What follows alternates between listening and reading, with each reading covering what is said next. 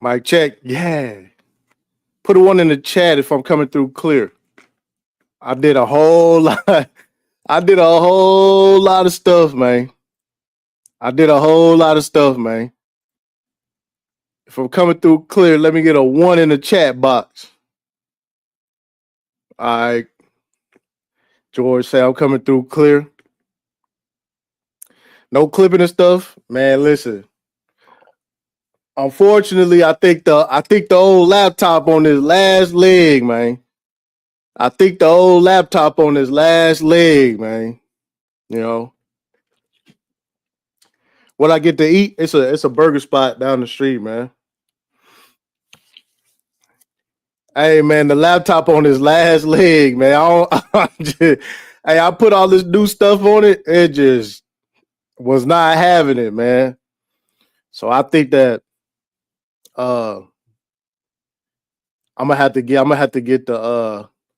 another laptop, bro. This I hooked the new Stream Deck up. I hooked all the new plugins and stuff up, man. Hey, the lap, hey,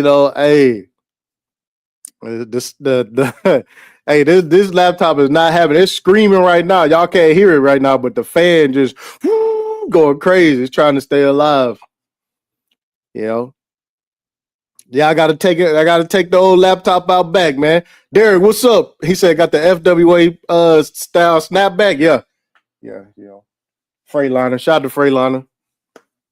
Shout out to Freightliner. They look out. They look out for the guys, man. Shout out to Freightliner.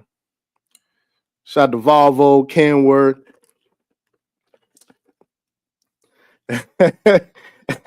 Hey Tyler, hey, the laptop is I said, man, let me see if I can get one more live stream out the laptop real quick because man, I got everything running and man, it just froze. I was like, man, it wouldn't even come back on. You know.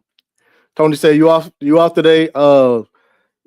Yeah, I'm off whenever my son off for the most part. So yeah, he didn't have school today. Good Friday. Yeah, everybody relax as we proceed. Come on in here, man. He said about to ask for money for a new laptop like Shed Sade. Man. No comment. I'm gonna stay out there. You know. He said that fan sound like a propeller plane. Man, yeah, we out here, man. We out of here, man. Um, but no, can y'all hear the fan on the microphone? Man, I thought I was on. I said, man, I got all this new stuff. I'm finna hook everything up, man. Man, yeah, this is definitely a DEI laptop. At this point, this laptop should have been, taken out of service. What's up, Asia? Hawk, what up, man? Black Savon, what's up, man? Listen, so let's just get into it, right? If this live stream go good, then we definitely go get into the other live stream that I got scheduled for tonight. But everybody hit the like button. If the stream start messing up or whatever, and I have to end the stream, it is what it is. I ain't coming back. I'm just letting everybody know I ain't coming back. That's a wrap. I ain't coming back. All right. I ain't fighting this laptop to do nothing else. All right. But let's just get into it, man. Everybody relax as we proceed, man. We got the black conservatives are now trying to weasel their way out of MAGA under the guise of Christianity, and it's not going to work. It's just not going to work, and they're trying to create a new space for them to exist over there. But your space all the way to the far right was only for critiquing and criticizing black people. That's it. All right. Now that they don't need that. They don't need that department no more. Right? You try to create a new Christian, a new all-inclusive Christian side of it, but they not having it. All right. And today, Jason Whitlock, had on I don't even know the dude's name, but again, he putting together some big protest meeting or something called Unite the White. Okay. And just standing on FWA business. Now, before I get started, let me say this. All right. Let me say this before I get started. All right. Two things before I get started. All right. Most white people are not racist. Most black people are not racist. All right. Most again, it's sad that I got to say this, but reality is, okay, black people, white people, Asian people, Mexican people, Indian people, they get along. All right. This is a multicultural country. All right. It is what it is. Okay. And grandpa set it off. It was meant to be. It was meant to be. All right. So a lot of people, they struggle with that.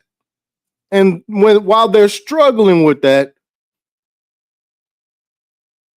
they're gonna look for every instance to be like, see, and it's just it is what it is. Yeah, black savant. Not all whites are like that. No walk. Not all whites are like that. Right? But you know, for the sake of the party, right? For the sake of the party, you have to bypass reality. And then you get to go and say, "Oh man, black people are just so violent and they're hurting our people." And it turns into, black people just at battle and war with white people every day. And that's just not it. It's just not it. I'm outside all the time. I'm moving around a lot. I go to work. I'm at school events. All right. Amongst white folks, Mexican folks, Asian folks. I don't think that it's just like I need to bring a sword with me to so I can, fend off from white people. And I don't think white people got swords that they we just gonna bust out and start having a fucking sword fight or some shit. It's just not fucking reality. All right. It's just not reality. Okay. Super Slot, what up, dog? It is what it is. The other part of this is, right, that these black conservatives, they keep letting white people say, you leave your community to go to white communities. There is no fucking white communities. All right. There is no white communities. I repeat, there is no white community. It ain't even black communities. Mexicans and blacks live fucking intertwined with each other and shit. All right. It is what it is. All right. So all this dumbass shit was like, yo, why do you, as soon as you get money, you leave your neighborhood and you go to the white neighborhood. There is no fucking white neighborhood. Show me the fucking white suburbs where it's just nobody else lives there. There's no Indians. There's no Asians. It's just white people living there. All right. That's just not reality. All right.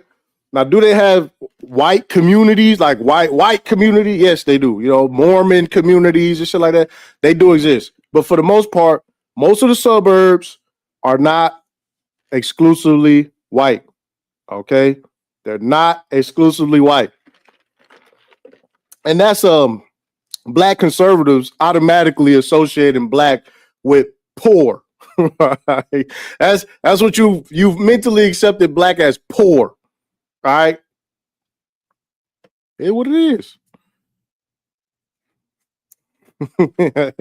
There are black affluent neighborhoods, but even those neighborhoods aren't exclusively black.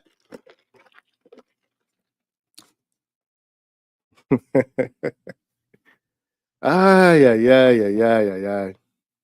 He said Nick Fuento said the Mello family should go back to the hood.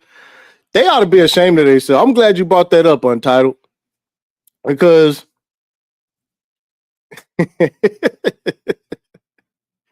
Hey man, listen, man.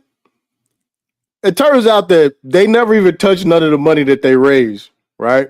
They never touched none of that money that they raised. Why does the rumor have to be these niggas got some nice shit? Look what they're doing. Look.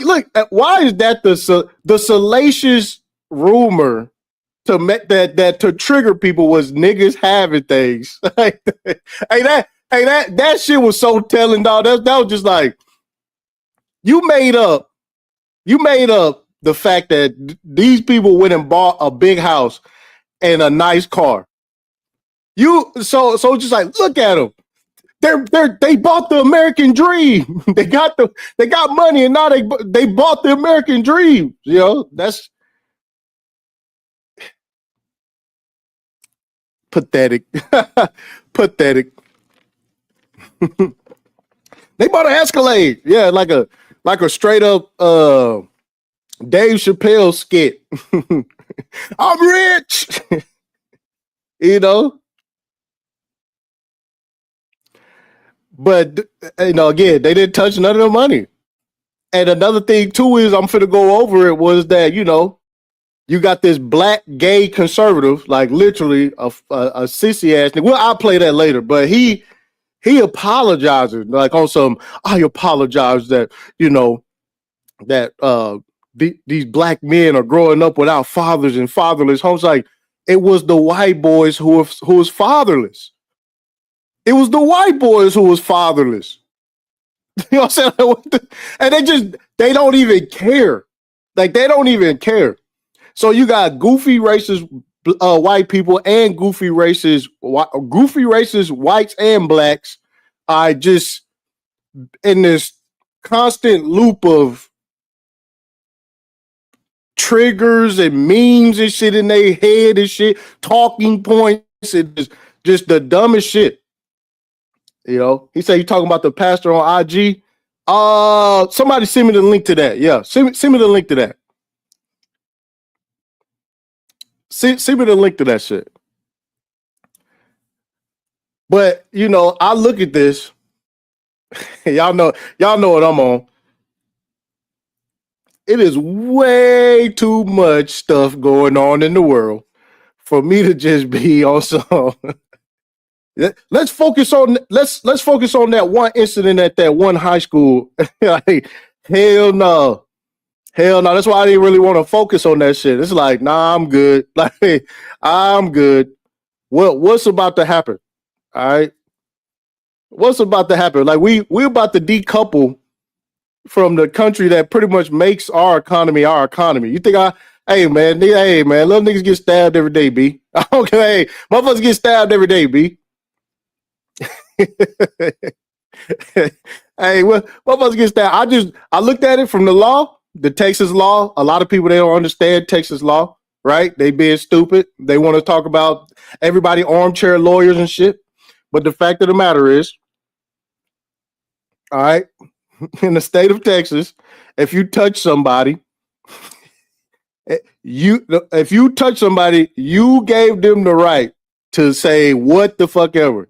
You are now on the defense. All right. If you initiate the incident or whatever, it is what it is. Hey, after that, Texas law say, did you defuse a threat? You know, a lot of people think that's like, man, you don't have to do this. No. In the state of Texas, if you touch somebody, how they respond and how they react, you just made the case way easier. Way easier. All right. And again, like I said, there's a difference between diffusing a threat and actually going through with murder. All right. So if he jabbed him with the knife and isolated himself from the threat, there is self-defense there. I'm sorry. I know people want to sit there and cry and whine and make up shit. But I'm telling you how Texas law works. All right. Now, if he would have stood over them and kept stabbing them or whatever, then he'll be tiptoeing into the murder category. But again, in the state of Texas, the laws is different. All right, people can cry and whine all they want. All right, if you run up to somebody and you break their car window and they run you over in the process, they've separated themselves. It's not it's not going to go down as murder. I'm sorry. I'm looking at excessive force, but not it ain't even that. It ain't easy. In the state of Texas, you can use excessive force. In the state of Texas, you can use excessive force. It is what it is, man. I'm just saying, hey, don't be mad with me, man. I'm telling you right now. If you put your hands on somebody and they blow your fucking brains out, hey, in the state of Texas, you're gonna have a hard time. You're gonna have a hard time with that shit. I'm letting y'all know that shit right now. It's not the Wild Wild West. It's just, don't pose as a threat. Don't pose as a threat to people. Just don't do it. That's my advice. That's my advice. So yeah. And it's not premeditated either. I heard Fantastic Dumbass say that it was premeditated because nigga, I leave the house with a pistol on me. I have no plans on shooting anybody. All right. I listen. I leave the house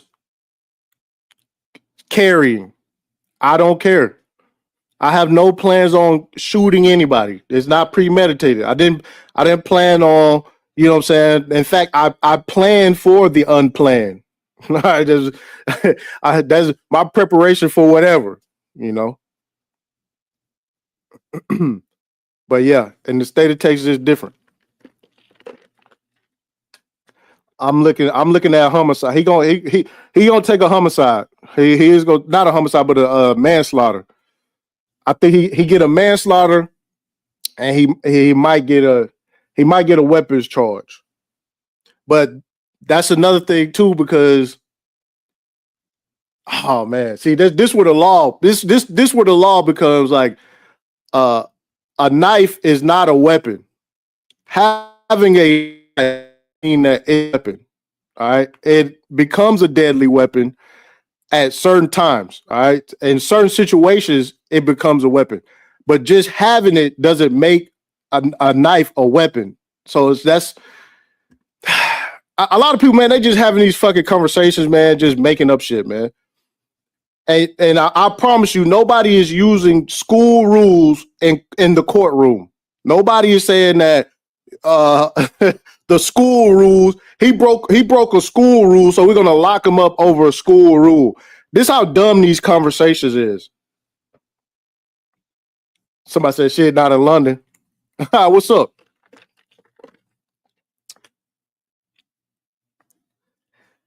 But as we proceed, man. Yeah, the book bag, man. So I mean, I ain't going with that shit, man. It's premeditated. He had a knife in his backpack. That's not premeditation. All right. In Texas, you can carry guns and knives, and whatever happens afterwards doesn't automatically mean premeditated because you have a weapon on you. Moving right along. Moving right along. So again, tensions is high with people who watch fucking bullshit online all the time. Okay, not only that, let me say this. This was not this ain't even a racist incident. It had two different. I don't think that it was, get away from here, nigger, and then they fucking got into it. I don't think it was racially motivated at all. I don't think it was racially motivated like that. I think it was, again, two boys, getting into it, man. We didn't fought white boys and shit, man. We didn't get into it with Mexicans and shit. It wasn't like fucking I'm fighting the whole race. I'm fighting on behalf of black people when I get into it with a Mexican. Like, this shit's silly, man.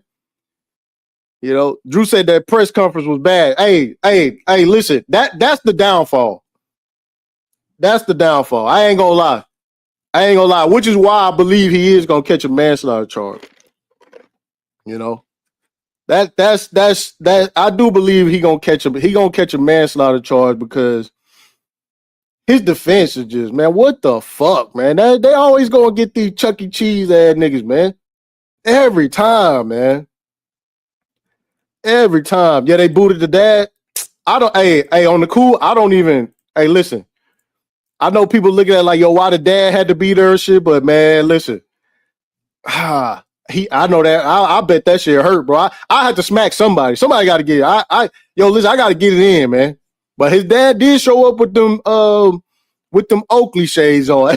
hey, his dad did show up with them Oakley shades on.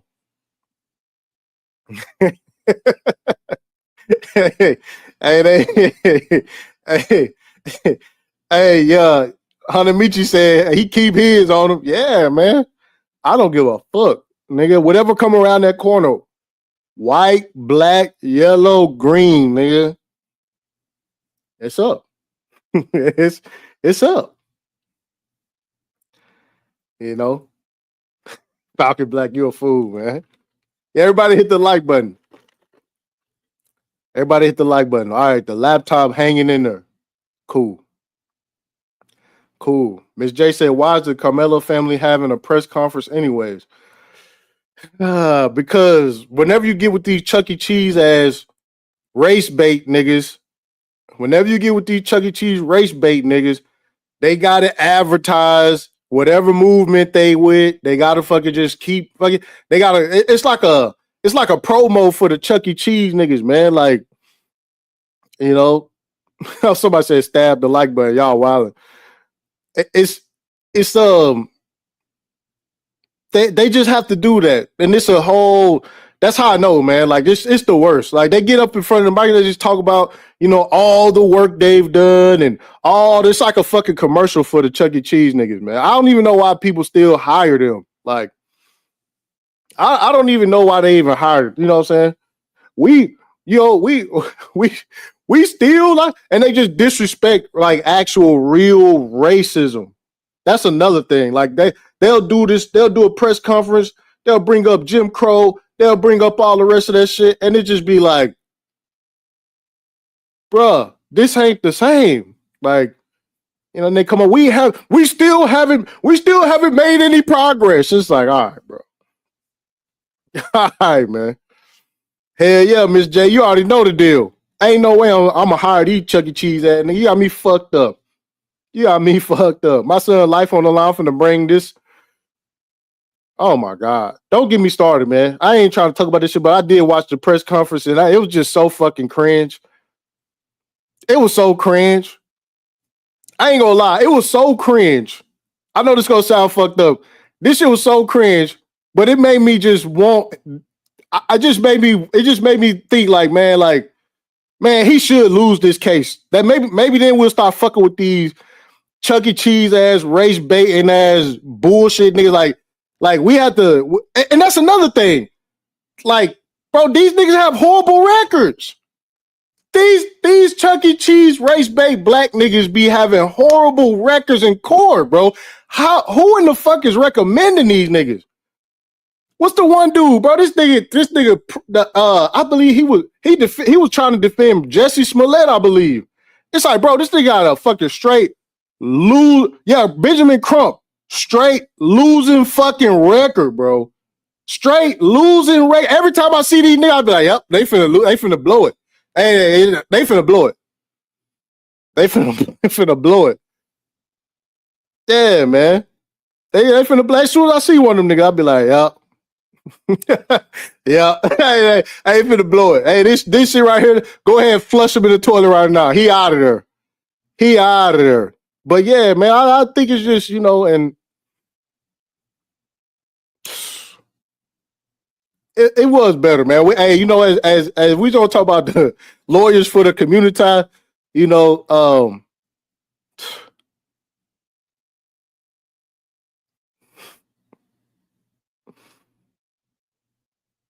yeah, the Johnny Cochrans, man. Where they at, man? Hey, what's going? Hey, bring the Johnny Cochrans back, man. Hey, bring the Johnny Cochrans back. Bring the Johnny Cochrans back, man. Shit was serious law business. You know? Hey, Johnny Cochran make a real discrimination shit, man. Johnny, man, bring them back, man. What the fuck? Y'all, how motherfuckers get stuck with these fucking goofballs? Anyways, he said a small hat lawyer, not a bow tie needed in this situation. Yes, we need what super slide? We need large business going on in the courtroom. That's what we need. We need large business going on. We need handshakes and symbols and shit, you know? You see the cufflinks, bitch. Go ahead and let my guy off. Go ahead and let my guy off, you know? Yeah. Yeah. Somebody say, yeah, bring back Johnny Cochran and Rob Kardashian. Yeah, man. Yeah. Everybody relax. But so here we are in the year 2025, and black conservatives, the whole DEI department for MAGA has been cut. All right. They've been laid off. And now, you know, in order to have like to keep their jobs intact, trying to create a new position under Christianity. But the rest of the company is moving towards the company is moving towards deporting people, foreigners and domestic, you know, not doing it. You know, say they trying to get back to grandpa country. The rest of the MAGA is trying to get back to grandpa country. All right. And now, you know, there's no place in grandpa's country for black frontman, you know. There's no, you know, they don't need it, you know. They don't have they don't have they don't have they don't need a blackface front man to gaslight everybody no more. You know, they just don't need it. So you know, and so now they was like, no, you gotta keep me around. It's the Christian thing to do, you know? And they like, man, don't miss us with that Christian shit, man. You know, and you know what? That's another thing too, is that I said this about black conservatives is that, you know, one thing this MAGA thing really showed everybody is that like only your stupid ass think that these white people on the far right are living up to these like conservative values and shit. You know what I'm saying? They only your dumb ass is over here thinking that, you know, the right is on some family shit, country shit. You know what I'm saying? And y'all all fucking bending over to fucking globalists, Zionists, capitalists, you know what I'm saying? Over all that bullshit. And now y'all got to defend it. You know? Yeah, Maji, we're gonna talk about that tonight. We're gonna do that. We're gonna do that live stream tonight. We definitely gonna do that live stream tonight. Because, you know, for as dangerous as black culture is, motherfuckers can't go to college. Hey, motherfuckers can't go to college. Hey, motherfuckers can't even go to college. God damn.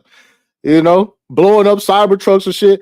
We just gotta, you know, it's like for some reason, you know, if you're gonna race bait, don't fall asleep at the scoreboard. You know, don't fall asleep at the scoreboard. Don't fall asleep.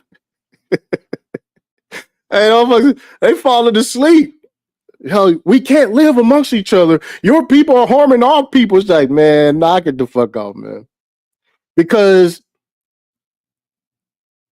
it's the same way on the other side. That's what tripped me out, right? The same way, you know, motherfucker do a whole live stream and say, if it was another black man shoot a black man, nobody would give a fuck. Nobody would be outraged, you know? Motherfuckers shoot up schools, blow up cyber trucks, run over people at rallies and shit. You know what I'm saying? And nobody bats an eye. Nobody don't say nothing. When it's white on white, nobody say nothing. But when a black person involved, you know what I'm saying? It's the same way on the other side. It's the same fucking way. They literally make the same arguments, you know. Yeah, Lil Johnny going crazy. Yeah, airing out concerts and shit. Can't do nothing, man. And it's a problem. And it's a problem. And it's a problem. It is a problem with these cultures. You have a culture of just going and shooting everybody. You just have a culture of just, you know, but for some reason, again, when you're a black conservative, you gotta accept that. You gotta deny reality and shit. He said, you see all those black conservatives apologizing to white? Yeah.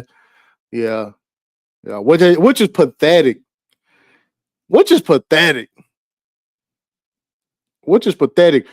really, let's go in. Fuck it. Really, you know, these motherfuckers come out here and they be like, I apologize on behalf of the black community. It's like, oh, now you include it when you want to do some bitch ass, pathetic ass shit.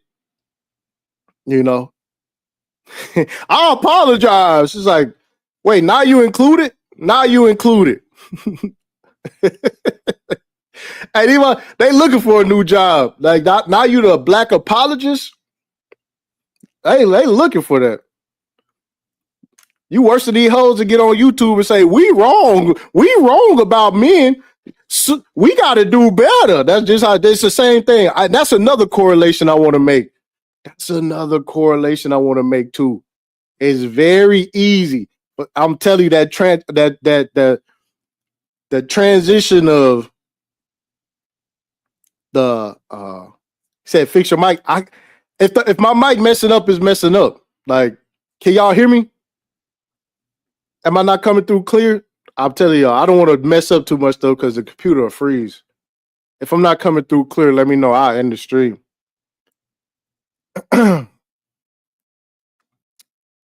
Let me know. They said my mic messed up. Somebody said the mic sounds good. Says loud enough. Sound like okay. All right. No, it's not. It's just. Let me see. Hold on.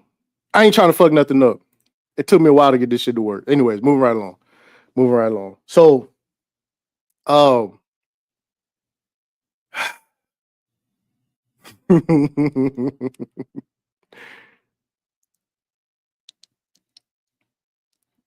it's a connection between, you know,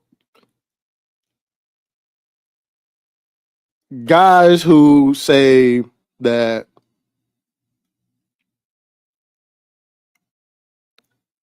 there's nothing you can do about women and all the free agency shit. And then when it comes to these issues and things, they always take the extreme. So you got the extreme relationship guys taking the extreme race side. And both they just have a way of just denying reality across the board. And that's a common theme that I'm starting to see too, is that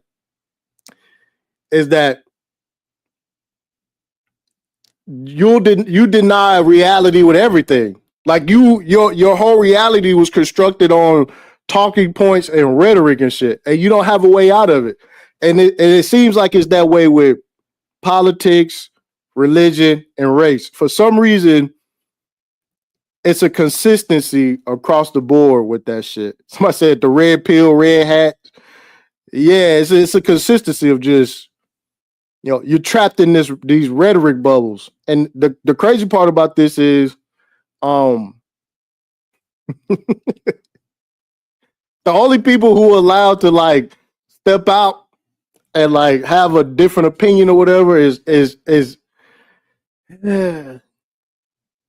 it's not the guys who had to segregate themselves from the black manosphere, black conservatives, black, you know what I'm saying, the people who don't care about identity politics, the people who sit on the segregated side of all of this shit. they're never the ones allowed to like have a different opinion, right? And I think Anthony Brian Logan, he tried to step out, he got attacked. I might cover that too. They was on his head. They was on his head. Shout out to Foundational White American Race Bander says, I apologize on behalf of the cheese eating, meth smoking, violent Neanderthals, FWAs.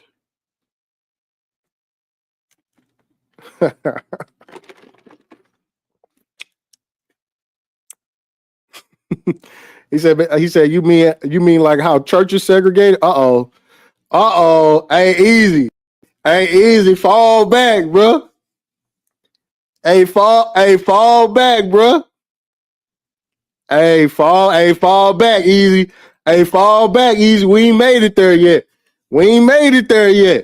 Hey, we ain't made it there yet. All right, we ain't made it there yet. We ain't even made it there yet. Well, let's just go ahead and get into it, man. 184 people, man. Hit the like button. All right, so now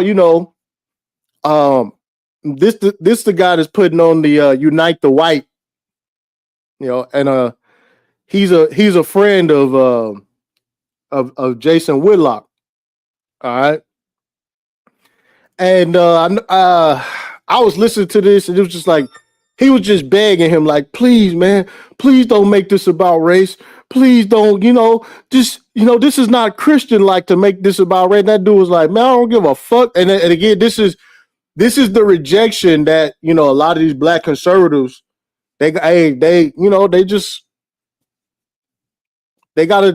just take your dignity, put it in the toilet, and flush that motherfucker down the commode, dog. It is embarrassing. This bootlicking ass shit. Like, nah, bro. Nah. And again, you gotta keep the same energy with these white folks on the right, like you keep with Umar Johnson. Like I'm talking about the way motherfuckers go in on niggas is so when it's about race or being pro-black, it's just, man, these niggas go to fuck in when it's about somebody being pro-black. But somebody being pro-white, it turned into a whole fucking just a jellyfish ass fucking. It is pathetic, man. And you can stand up for yourself as a black man or a black woman and not have to be on some. I'm just being this way because they hurting us, they killing us, they doing all this shit. Like, you don't have to be a bitch to like stand up for being black. You don't have to be a bitch. Racial idolatry. Yeah, that's what this motherfucker running around saying. Like, no. Because what happens is a lot, even with these conversations and shit, Jason Whitlock could say that black culture is a demonic, pagan, ritual culture and shit. Like, just doing the most, trying to appease the Anglo-Christian of America type shit, man. It just is very strange. It's very strange. Everybody relax as we proceed. It's fine, but the video cuts in and out a little bit. Jake, why are you leading this protest in Frisco, Texas tomorrow? Jason, thanks for having me on. Normally I'm very jovial when I join your program, just getting out of prison 86 days ago from a presidential pardon. This is the type of thing where justice needs to be served. In this case, we have a killer on the loose, which you have said multiple times here. This man killed Austin Metcalf in cold blood. And there used to be sacred honor amongst men, a time where we could grieve, where the public could gather together and show up and show support for senseless violence. This is senseless violence. And they have stolen that from us. Part of the PSYOP with January 6th was to try to turn people away from exercising their God-given rights. And that's what we're doing today. We're standing up. I am a white American. I am Jewish by bloodline, Christian by faith. And I understand that my community, there are millions of white Americans out there living in fear every day of being terrorized. Every single day I turn on my X feed. Fair use. And I see hundreds of X feed. There we go. Let's chop it up right there. Right there. Every day I turn on my X feed. Every day I turn on Twitter and let Twitter shape my reality and things I believe. All right. Every day when I turn on every time when I turn on X, yeah, Jewish by bloodline, Christian by faith. Well, here's the thing about that, right? Here's the thing. We're gonna have the religious stream. Damn, it's already the weekend. We might have to do that Sunday night. That might be more fitting. You know, that might be fitting. We'll do the religious stream on Sunday. That's what we'll do. But, you know, he got to say that because, you know, this is the argument. You know, when you tell people, hey, man, you got white people saying that the Jews is not white, but now you got a Jew frontline the white, you know, Cheryl said here, ex-crackhead. Anyways, moving right along. Yeah. Somebody said, don't they serve the same God? I don't know. She said, oh, an Easter show. Yeah, Easter. We'll do an Easter show. Yeah, absolutely. We'll do an Easter show. And this nigga Jason Whitlock, he's so stressed out, man. Look at his eyes, man. You tell his liver fucked up. Said, hold on, yeah. Jason Whitlock over there, diabetes tearing his ass up, man. He over here trying to keep it together, man. Yeah. And this motherfucker over here, he going down. Hey, this man going down, man. Listen, he going down sad, man. He going down sad, man. This MAGA rejection shit tearing him up, man. Everybody hit the like button. The videos of young black women and men attacking, gang beating, curb stomping, robbing, and terrorizing the white Americans. And I have to stand up as a leader of my community and address this for what it is. If it were just a couple cases left or right, here or there, we could, you know, kind of chalk it up to a violent issue in America. But there is statistical data, factual data, 12 times the amount of black people robbing white people as the opposite way. That is a systemic issue that needs to be addressed. See?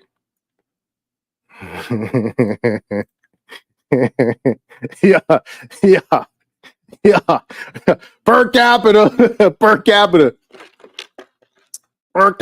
We're being attacked. You guys are a threat. You guys are threatening us, killing us, beating us up, stealing, curse us out. Yeah, he went in his bag, you know. But as a black conservative, you just got to sit there and just take that shit.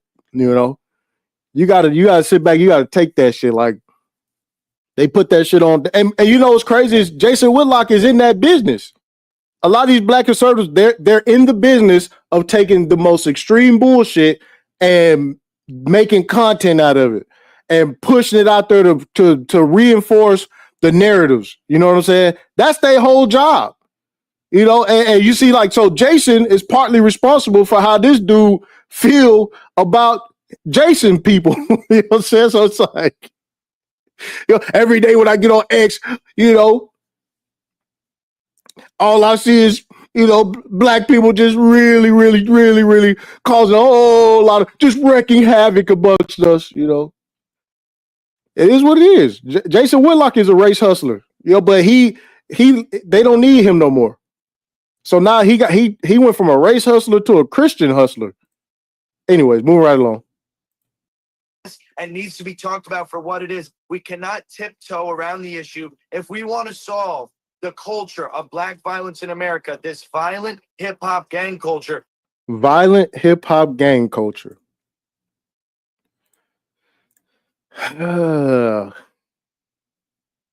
Violent hip-hop gang culture.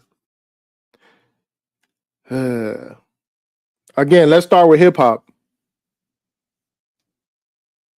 not using country music to promote businesses. Hey, country music got hip hop drums now. All right. Easy. We not even gonna go to rock music.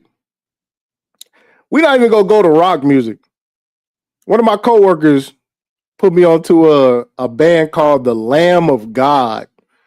I said, man, what in the fuck is that shit? I said, what in the fuck is that shit? And he said, oh, that's the Lamb of God. I said, man, do you hear this shit? He was like, yeah, I hear it. I was like, damn. Yeah. This violent hip hop culture, but again, they don't have a problem with Kid Rock.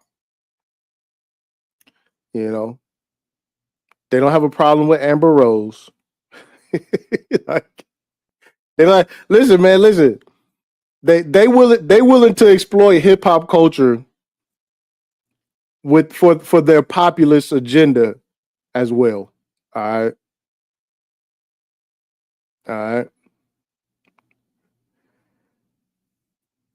Anyways, move right along, man. Yeah, this violent hip hop gang culture. Yikes. Let's go. We need to name it for what it is. And as a white American myself, I have so much love for my community. I am very worried about the people in my community being assaulted. I also have love. See, and again, when you're a black conservative, when white people start saying their community, all that American shit go out the door. All right, all that American shit go out the door. All right.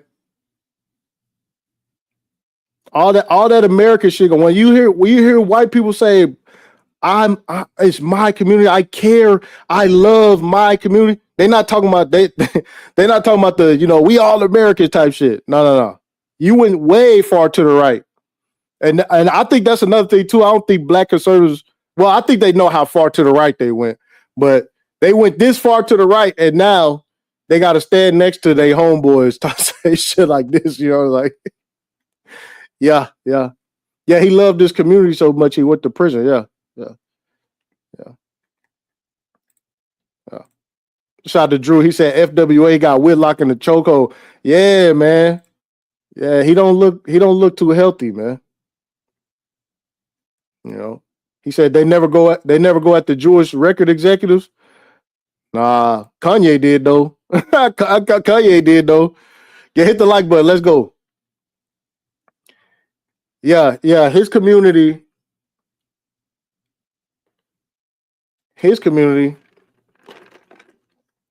You got to deal with hospitals coming down in Oklahoma. You got to talk about, man, and we start talking about, we got to start caring about white on white violence. we start talking about white on white violence. Oh, it should be getting crazy, man. It get crazy, man. It get crazy. Yeah, school shooters and shit. Marathon bombings and shit. Motherfuckers will blow up a marathon running. Chris said that was a federal building. Hey, listen, man. It is. Hey, man, listen. We're gonna talk about that tonight too. Like what race of people is attacking the government and attacking the country? We're gonna talk about that. We'll talk about that tonight.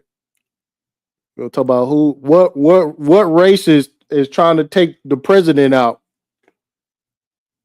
We talk about cultural issues.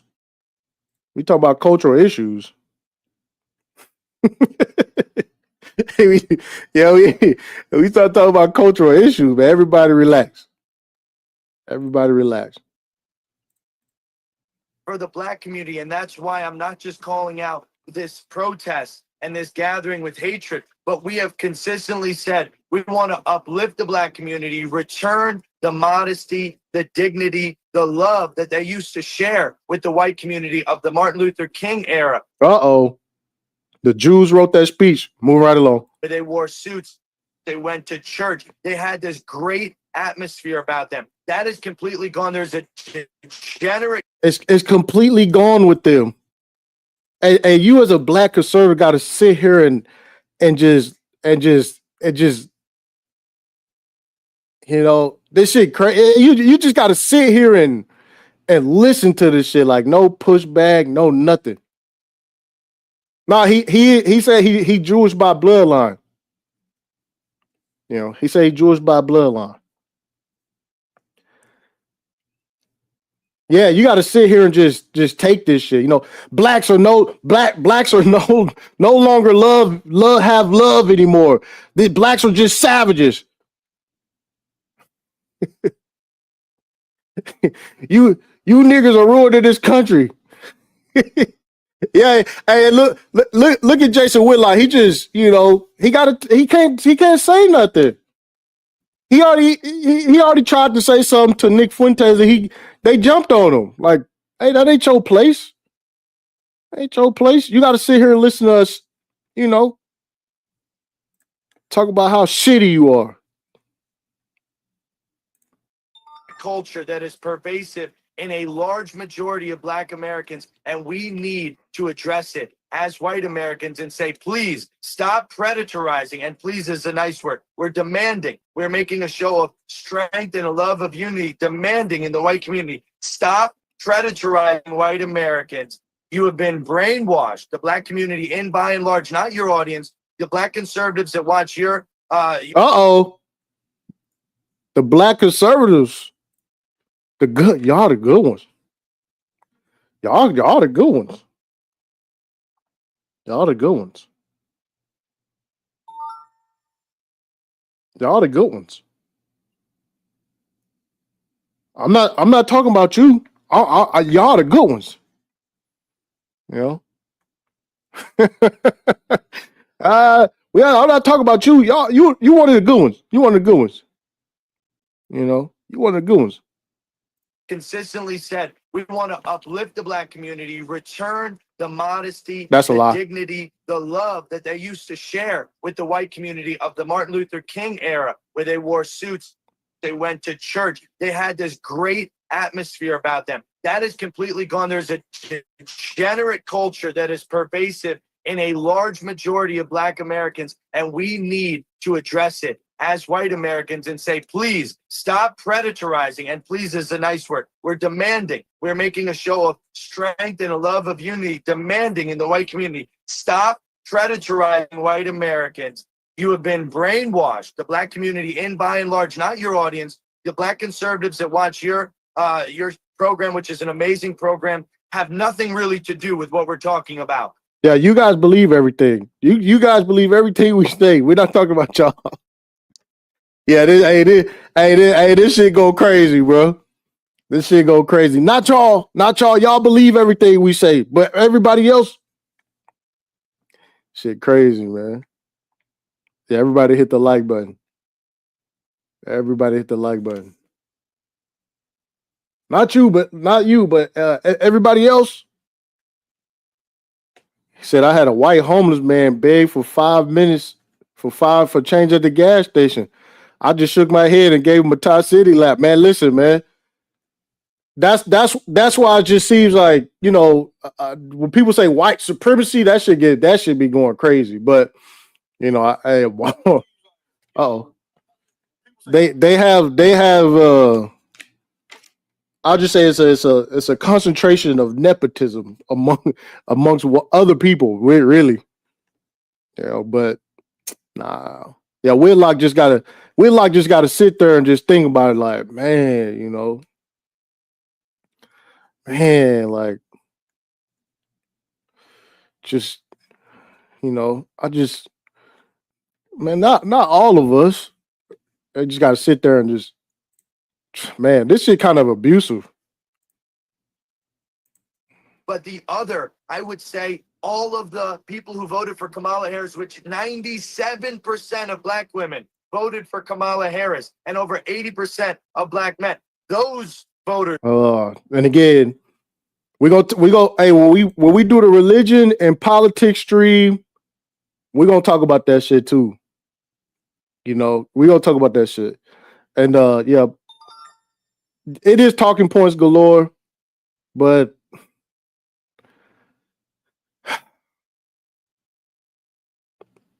I just black people who voted for Kamala Harris, who would have voted for whoever the Democrat was, right? This how they reinforcing all of this shit. This how they reinforcing all this shit. But you know, I don't know what keep it techie at, because you better be, hey, Project 2025, man. Hey, man. I'm starting to wake up to the Project 2025 shit, man. Hey, listen. Hey, Ramil, if you're in the sky, man, hey, man, listen. I think them niggas was, I think them niggas might have been right, man. They throwing the race element in her. You know, eventually we get some policy behind it, like the Jews got. We're gonna talk about that Sunday too. Man. Shout out to Black Sigma. He said, if I was Jason Whitlock, I would have asked him, have you learned your lesson from January 6th? You look foolish as a Christian with no solution. Oh, don't worry. He tried, but man, the way we gonna get there. Let's go. That population, I am addressing those people today. They have ingrained inside their own youth by propping up athletes, ball players, rappers, and other basically people that are living for the moment, not trying to sew in any type of longevity. There is a epidemic of immediate gratification in the Black community. Bro, I tell you, man.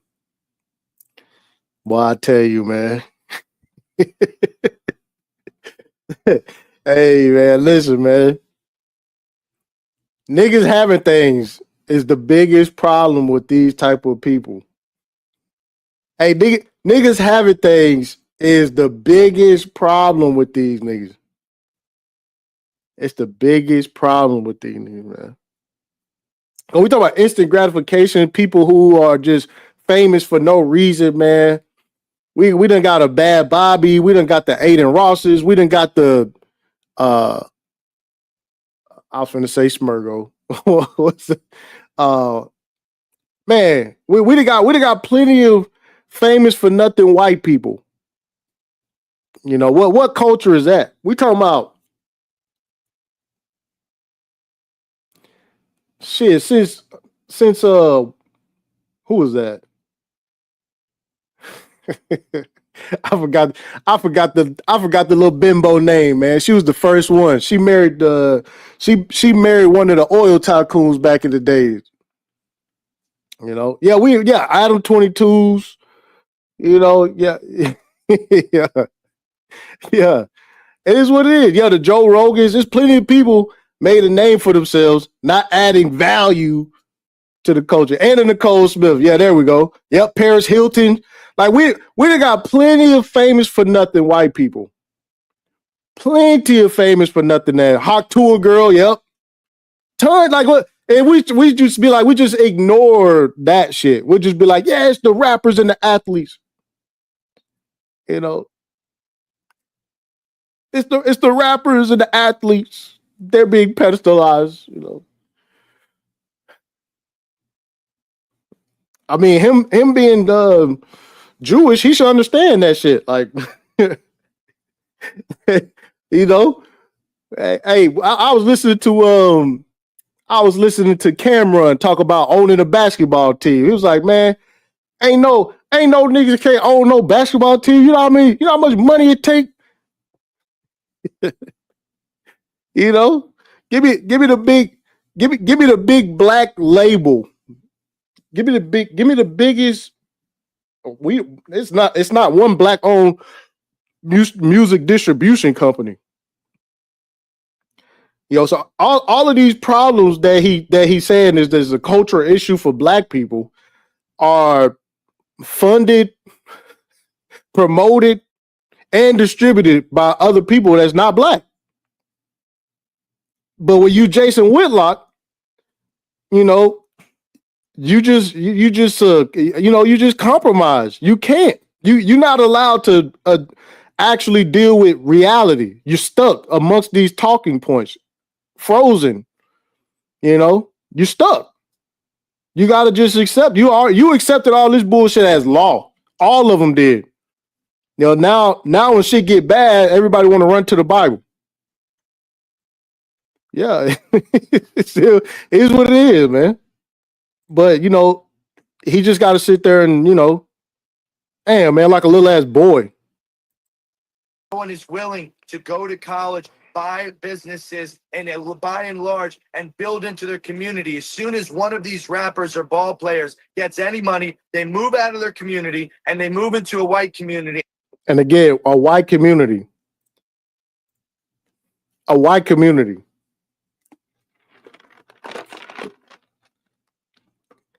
And that's because, again, you accept nice as white. Yo, Kid Rock is not in the trailer park that when he got his money.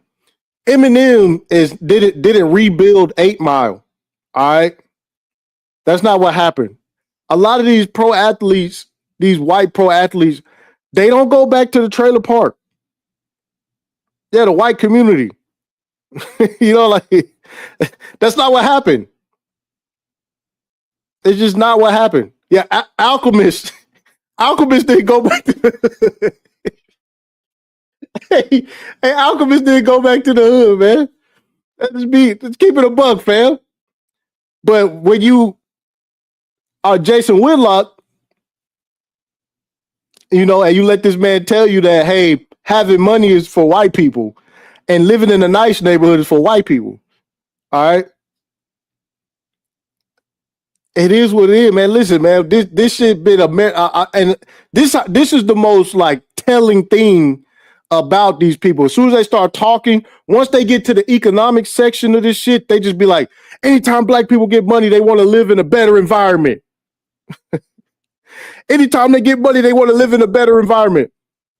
But if we start talking about gentrification, say, well, white people with money go and buy the black neighborhood. So who's wrong? You just said, who's wrong?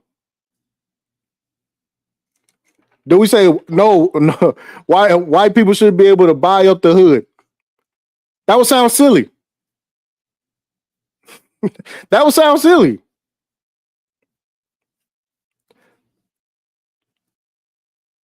He said Alchemist is a Hollywood. Yo, chill, Blaze. Chill. Yeah. But I would never accept this shit. I've been in mansions owned by black people. I've been in some of the best property in the DFW area that's owned by black people. I would never ever be on some, yes, you're right. When black people get money, they just, they don't move to a better area.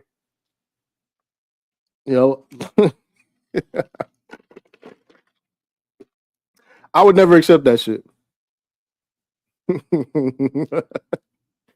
As soon as white people get money, they move into black communities. Uh-oh. Moving right along. And they bring this degenerate culture with them. And eventually it is spreading out into the suburbs. It's spreading out into all of America. We are not safe. The white people in America are not safe right now. And we need to address. Look at Jason Whitlock. Look at Jason Whitlock. This nigga need to go to the doctor, man. You look unwell. And build with the black community to restore peace and honor amongst the different races in America and return to e pluribus purum, out of many, one. Jake, you're wearing a cross. You part of your survival in prison was turning to the Bible, and the racial idolatry that you're talking about and limiting white people. We're being attacked. I'm sitting here as a black man. Are we not being attacked, Jason? Are we not being attacked? Do you turn on your X feed every day? Look. Like a little ass boy, man. Hey, Jason Whitlock gotta be 20 years older than this dude, man. Jason Whitlock gotta be 20 years older. This dude like, hey, what's up, Jason? You with us or not? Whose side are you on, nigger? You know, he's stuck. He like, wait a minute. Wait a minute.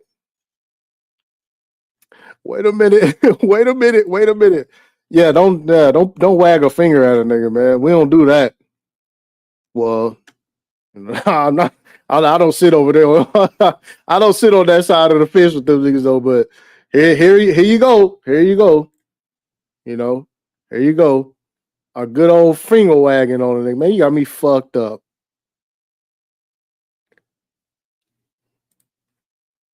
The racial idolatry that you're talking about and limiting, white people, we're being attacked. I'm sitting here as a black man. Are we not being attacked, Jason? Are we not being attacked? Do you turn on your X feed every day and see dozens and dozens of videos of white people being attacked by black people? I'm asking you a question.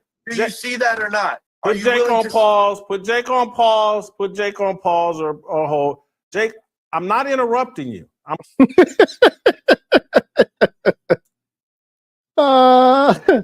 Yeah, everybody hit the like button, man.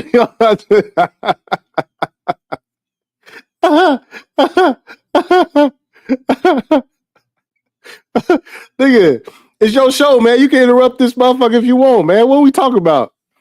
If you want to interrupt. Fuck you talking about, man? Damn, man. I'm not interrupting you. I'm gonna let you speak for as long as you want to speak, but I get to talk on this show too. And so, no, you get to talk on your show. I get to talk on my show. All right. So, what you said, there's truth to what you said, but there's also this truth, this black pagan culture that has been adopted among a mass number of black people. Oh my God. Oh my God. It's a pagan culture, man. This just this just like I was listening to this morning. I felt so. It's almost like you want to just budge in and just be like, man, hey man, you ain't got to take this shit from this dude, man. What the fuck, man? Stand on business. But again, the only auto response is demonize black people. They go right to demonizing black people. You know, they don't have no other gear to go in. They don't know how to switch gears. Like you gotta force them out of that. Like he's like, yes, yeah, but can't. He don't know no other way, man. He don't know no other way. Is killing and destroying far more black people than white people. That does not excuse what is happening to black people. What white people. The last thing you will want to do is excuse black culture from harming white culture. All right, hey, that man did not even make that as a point. All right, just say it's easy to say that. Just say I disagree. Just say I disagree.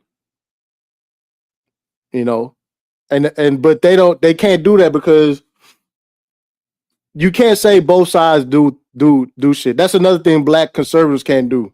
They can't point out, when it comes to like, being race and having race-based movements and stuff, white people, they doing it too. And he can't do that. He can't do that.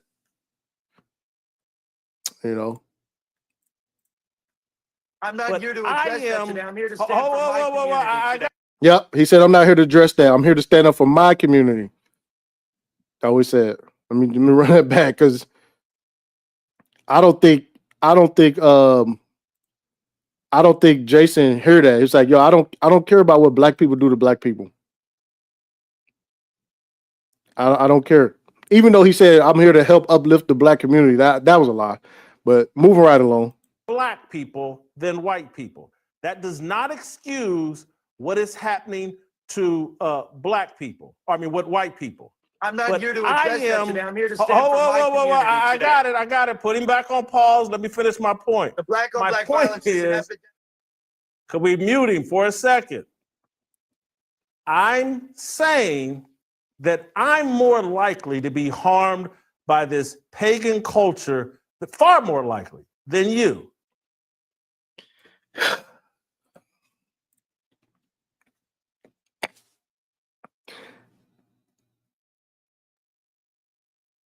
I highly doubt Jason Whitlock live around like a lot of black people like that. I just don't see him like, being his life is in danger from niggas and shit. Like, what the fuck? What the fuck? This also just like, and here's another problem that they finna find out is that black people can never be a bigger victim than other races of people. On the extreme right, they don't give a fuck. They don't give a fuck. They don't even this shit going right over his head. You talking about how, you in more danger, you in more danger than, nigga. No, you not. I think I'm in danger, man. Ain't nobody worried about no funky ass Jason Whitlock, man. Ain't nobody worried about Jason Whitlock. I'm in danger too, just like you, brother. You know what I'm saying? Like, no, shut the fuck up. Yeah, I'm in danger too. Like, you think you have it bad with these niggas? Look at me. Like, bro, shut the fuck up. Shut the fuck up. And so when you have a white rally, which is unbiblical. Yes. Here we are. More likely to be harmed by this pagan culture, far more likely than you. And so when you have a white rally, which is unbiblical, these problems aren't defined this way in the Bible. Hey, listen, when I heard this shit, I said, hey, man, listen. Like I said, like the black conservatives, their department got cut. They cut the DEI department of the MAGA, the DEI section of the MAGA department. They already got cut that shit off already. So now they trying to create a new job. Like, no, we Christians this time. We're Christians this time. Which is why Jason Whitlock, I don't think he'll get another contract with the Blaze because him telling white people they can't do stuff on behalf of being white like that. They finna start coming after the Blaze. They gonna start coming after the Blaze. I'm pretty sure Glenn Beck gonna have a conversation with him about that shit. Like, no, we Christians. There is no white and black under God. It's like, all right, bro. There's a history of human beings adopting pagan cultures that are self-destructive. And so when you wear the cross and portray yourself as a Christian, but you come up with non-Christian solutions. And again, but this the thing though, right? Because again, when you're a black conservative, you got to say stupid ass shit like that. Like you're wearing a cross. It's like, bro, they like racist white people set crosses on fire. Like they set crosses on fire specifically to strike fear in your black ass. Like the whole religious thing is just, it's just not a good play, especially in America when it come to, pagan religions and pagan, ceremonies and shit. You gotta, this really ain't the angle you want to take. Uh-oh, here come Hulk. Hulk said wearing a cross don't mean nothing. Hell no. Hell no. You'll see swastikas and crosses tatted on the same people. The cross with lightning bolts, they be tatted on the same people. So when I see you with that cross, it's like, man, you think you friends with somebody because they... Let me get out of there. Just silliness, man. It's disconcerting to me. And so now I will let you respond to that. Take as much time as you want. I haven't offered any solutions here. I have not offered any solutions yet. The solution that we're looking for, the reason why this protest is happening, is we are demanding that the killer, Carmelo Anthony, is put behind bars immediately. Jason, I have a very deep connection to this issue. I spent 1,467 days as a January 6th political prisoner. I have no criminal record. I was never offered bond. I tried 3 times. They never gave me bond. I put up millions of dollars in the household property, in cash value, and I never got bond. I spent 900 days solitary confinement. There is a discrepancy, an unequal application of the law. Man, listen. If we want to talk about being unequal under the law, yeah, all you got to do is look up sentencing. You can look up for the same crime and sentencing. It's just you can go look up sentencing. Go look up all the sentencing stats, and you can see who's getting more time for what. You know, for just to hear like just to hear a white dude say that, you know, under the law the law's not being applied equally for white men. That shit crazy. shit should be crazy, man.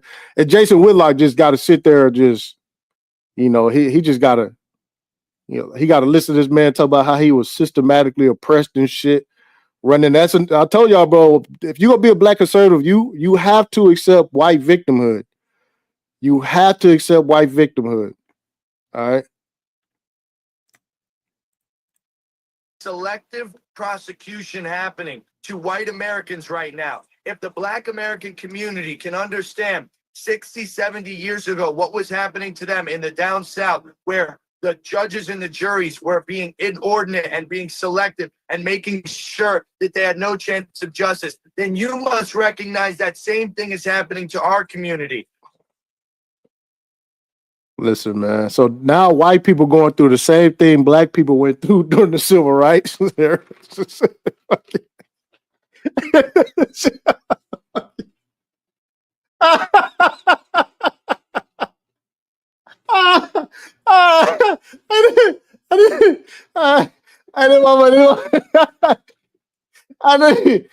man, listen.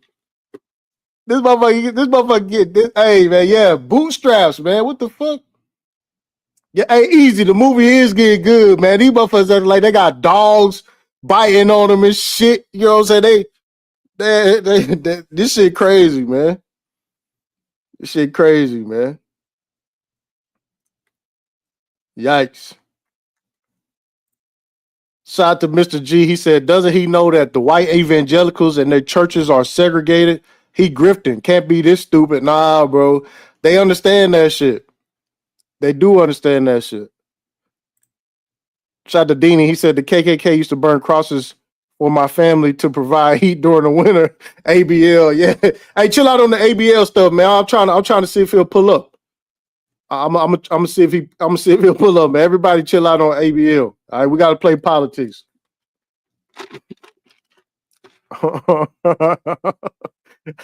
Nah, you know, that's what people going through.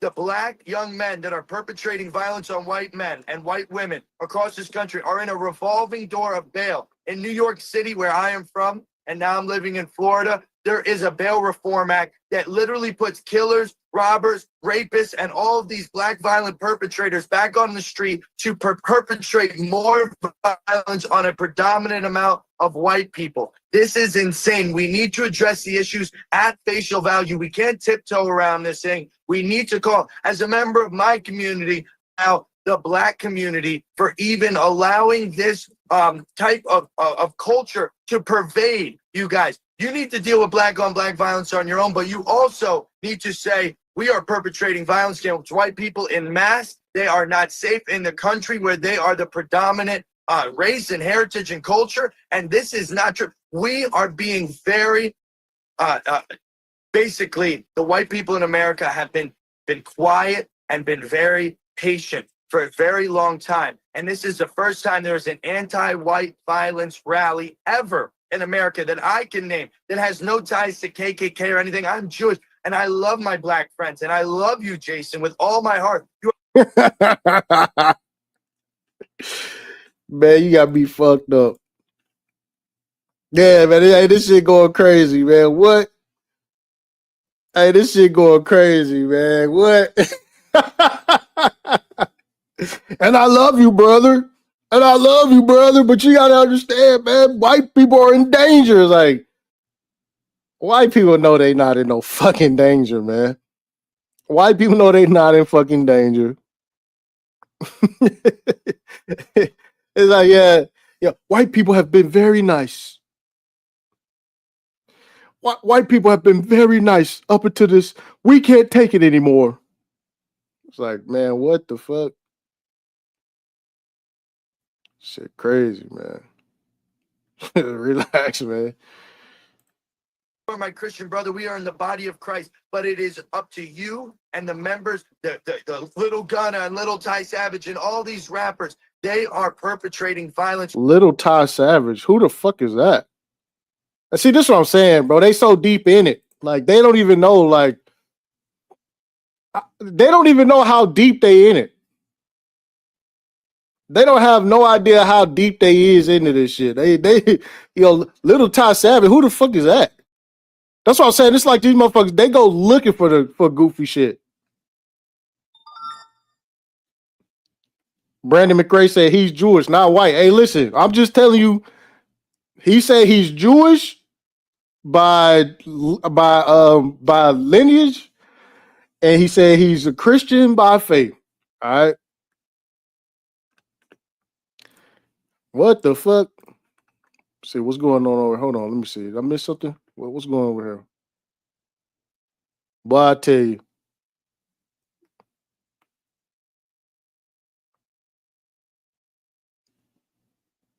All right. We'll talk about that later, bro. But that dude, he ain't coming back. He can't come back. The gang can't, you know. Shout out to Drew. Drew said we shall overcome something. Yeah, man.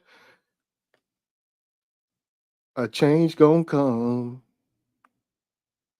That this motherfucker going through it, man. But we must admit that white people are under attack by black people. You know, this gang rap culture. It's like gang rap culture.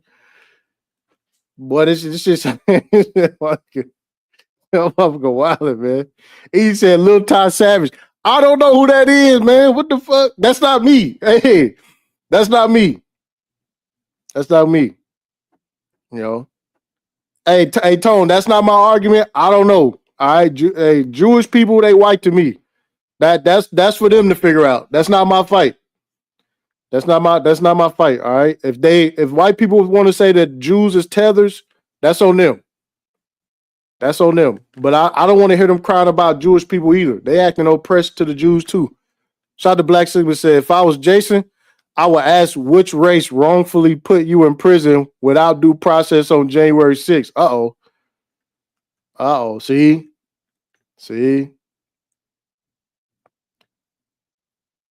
Mercy said this a psyop on the people. You know what, Mercy? Fuck that. I don't give a damn. I don't give a fuck. Not today, Mercy. It's never a psyop when niggas doing shit. Hey, when niggas start going on the pro-black wacky shit, it's never a psyop. It is never a psyop when niggas go when niggas start crashing out about race. It's never a psyop. Nah, I can't let y'all. Nah, I think that's another way to let white people off the hook. Just call it a psyop. Like people ain't finna show up to this unite the white shit. Nah, you got me fucked up. Not today. Not today. not today. Ain't no psyop, man. Fuck all that. Yeah, it's always a psyop. Nah, fuck that shit, man. Just like when they did the Asian crime bill, they didn't call that shit a psyop. They said niggas was terrorizing Asian people. Hey, they said niggas was terrorizing Asian people, Chinese people and shit, man. They signed a whole Chinese crime bill. Nobody called that shit a psyop. Anyways, moving right along. Moving right along. Yeah, psyop. Nigga, psyop where, nigga? The only psyop is Jason Whitlock about to die. Fucking look like he going into a fucking a coma or some shit, man. This nigga, this nigga need help, man. Hey, this nigga need, hey, this nigga need help, man. Yo, hey, this shit do gotta take a toll on you, man. Living within these fucking talking points and rhetoric and shit, man. Like, you gotta be stressed out, man. This shit take a toll on you, man. He needs some vitamins, man. Get some vitamins, man. Fucking liver about to shut down, bro. Yeah, he out of there, man. Yeah. Hey, wild, man. He says, yeah, yeah, man. Oh, that's crazy. With the culture they are spreading against my people that I represent. And I'm here today to make a stand. Actually, tomorrow at 11 a.m. Central at Kai Kendall Stadium, the place where Metcalf's blood is still fresh on the bleachers. Tomorrow in Frisco, Texas at 11 a.m., we will be praying in the name of the Lord Jesus Christ. We will be advocating for white safety, for white people to protect themselves against the violence that is being perpetrated against us. And of course, we will be addressing the issue of the violent gang culture that has basically usurped the entire Black ideology in America, and calling upon our Black brothers to stand with us and to extricate. Oh, just so I can let everybody know, just a reminder that, Frisco don't have no hood. Like, Frisco is the suburbs. Like, he going out to the suburbs to preach white safety. he going right into the sub. We talking about, a lot of people don't even understand that the where they was at was a fucking stadium. It wasn't a high school football field and no shit. A fucking stadium. That they got money out there. That ain't no bullshit. All right, that's what they talking about.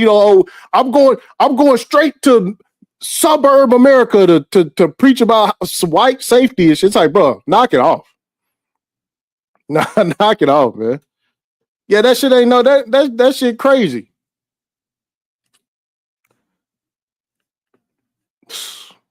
Anyways, move right along. That alone killed like 10 of his fucking talking points about the Black culture being in poor Black communities and not having money and shit. He said the stadium is owned by the Frisco School District. It is owned by the school district, but like I said, it is a stadium. It is a stadium. Like professional teams and shit, they be practicing. That's not the only stadium. Frisco got like 4 or 5 big, huge stadiums. A lot of pro athletes go to Frisco to train during the winter.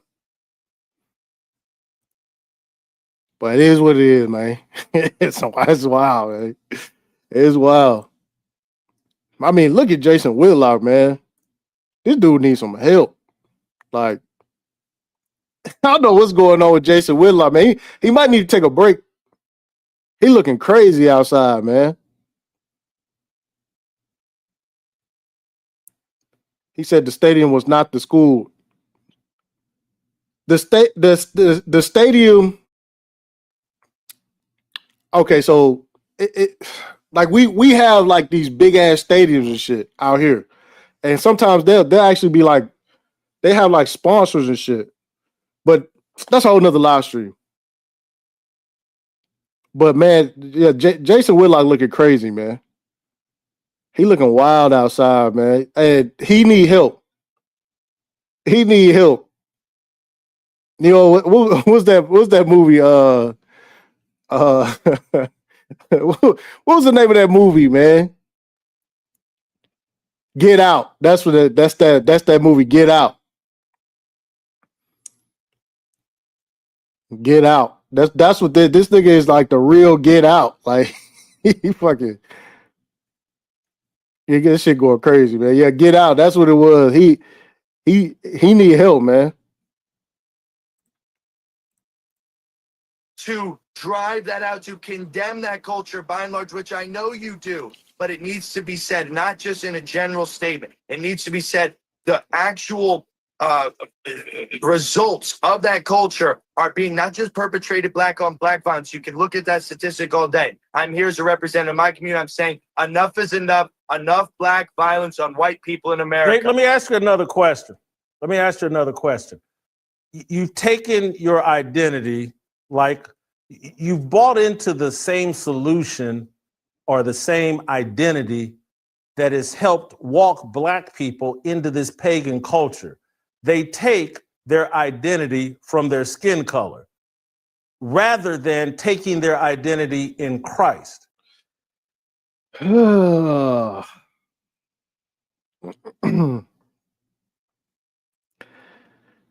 Jesus.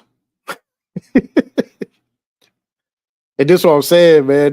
This gotta be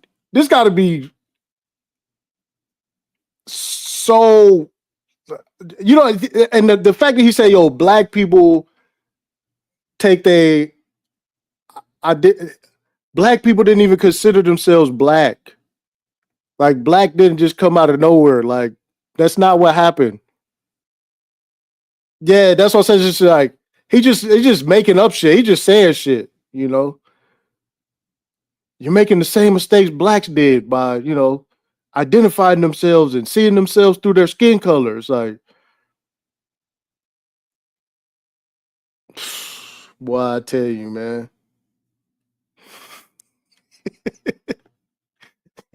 Boy, I tell you, man, this shit wild, man. You don't want to make the same mistakes blacks did. Yeah. Black people was designating different eating areas and shit based off of skin color. That's what black people was doing. Black people said that you live on this side of the railroad tracks because of your skin color. You got to stop this shit, man. You got to stop this shit. You got to stop this shit. Like, black people are not the most racist people. Like, you got to stop this shit. You know, you got to stop this shit, man. No, it's not Jim Crow. Hey, I agree. It's not Jim Crow. That's why this white dude is trying to talk about, like, you should be able to identify with me because of the civil rights movements. I agree. And I'm one of the few people, I think it's disrespectful to talk about what black people went through in the past and compare it to what's happening now. It is 100% disrespectful. It is 100% disrespectful to even fix your lips to compare what those people went through versus today. It is 100% disrespectful. I damn sure don't want to hear no white dude talk about how what he's going through now is comparable to, you know, like, not being able to go outside, or, you know what I'm saying, have your children walking to school by themselves. They're just not the same. It's not the same. You know, in fact, you know, a big problem with all this race shit is people who are just, they get psychologically stuck in that shit to where it's like, it is a big white boogeyman around every fucking corner and shit. It's like, bro, chill out, man. Like, these white boys ain't finna do shit. Like, we chilling, man. You know, we chilling, man. Anytime I ever heard a nigga just be like, man, these white people, and it's like, man, shut the fuck up, man. These niggas, these white people ain't finna do shit. I'd have been in all types of spaces in my life, man. I'm talking about, I'd have been to places where there was just no nigga. I'd have been to breweries. I'd have been to art galleries and shit. I'd have been in different theaters. I'd have been in a whole lot of places. I ain't never been scared. Like, I can't do this. I can't. It's just not reality. You know what I'm saying? Just not. Somebody said one fish, two. Yeah, man. I don't code switch. I don't turn into another person like people, and they accept me for who I am. But some niggas just, oh my goodness, man, they just be doing the fucking worst. They be doing the worst. Motherfuckers be just afraid and shit. It's like, bro, why? Like, why?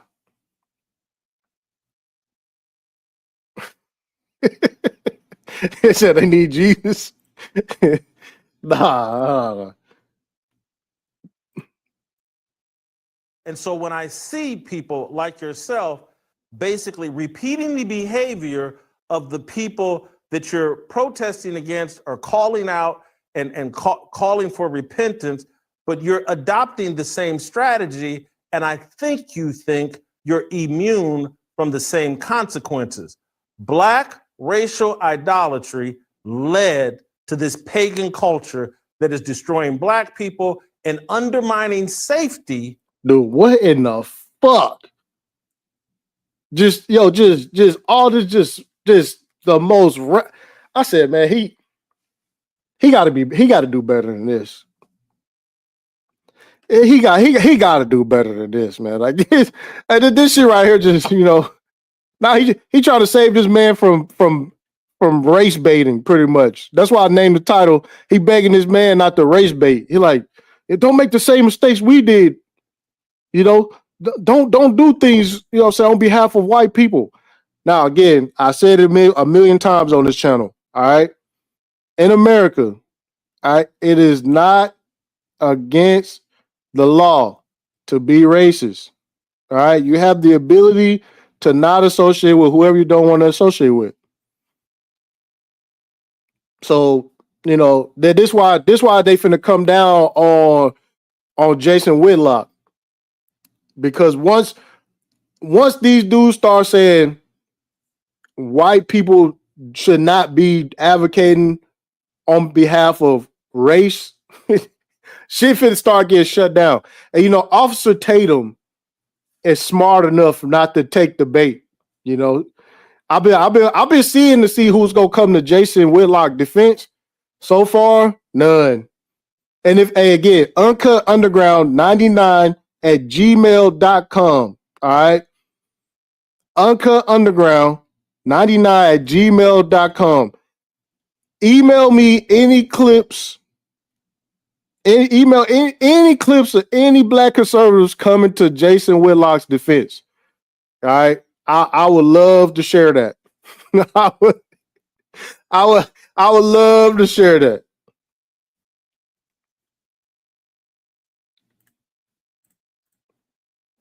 Throughout America.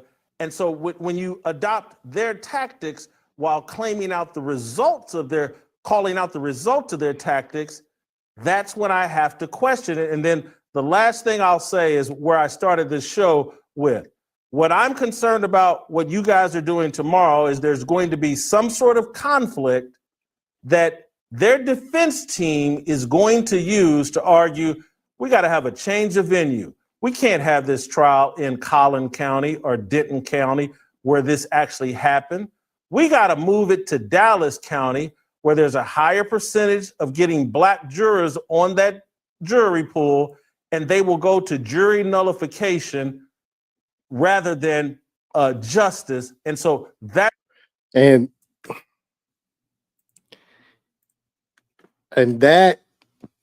right there, that is a tactic.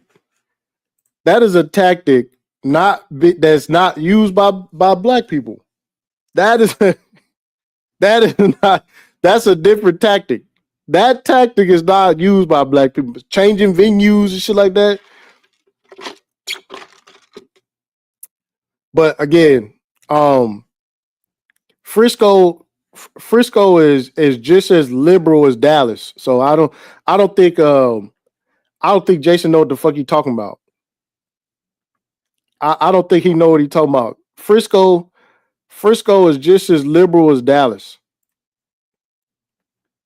So somebody said the Rodney King jurors, y'all wildin', man. What up, Trunks? What's happening, bro? That's where I'm like, is this a setup? We're going to have some sort of conflict, and then the other side that I call out constantly, they're going to use that to push for a different venue for the trial it's going to actually hurt Austin Metcalf and his family? Now, listen, I'm going to say this. Right here, Jason Whitlock is absolutely right.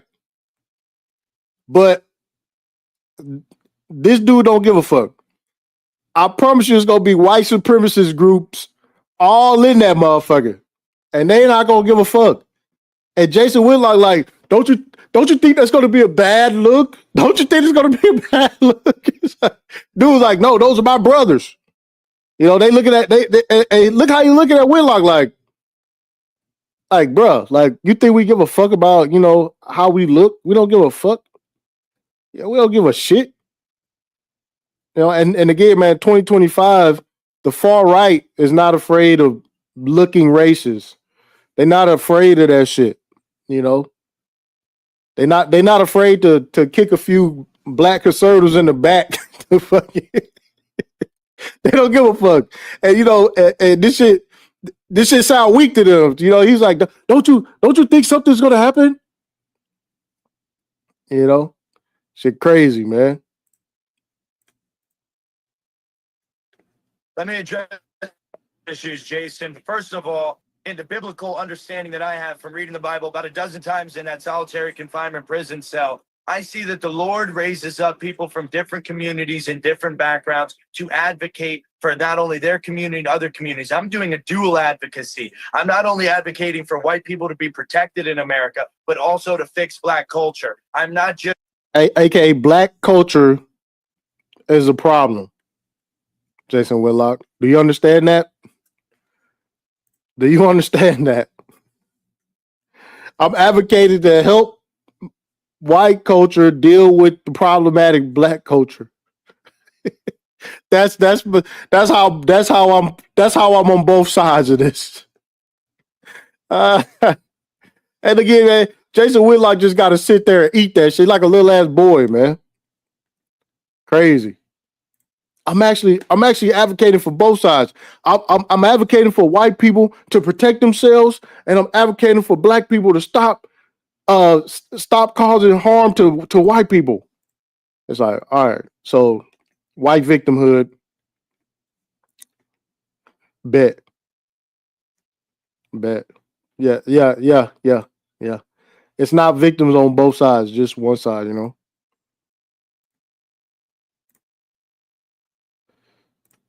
Crazy.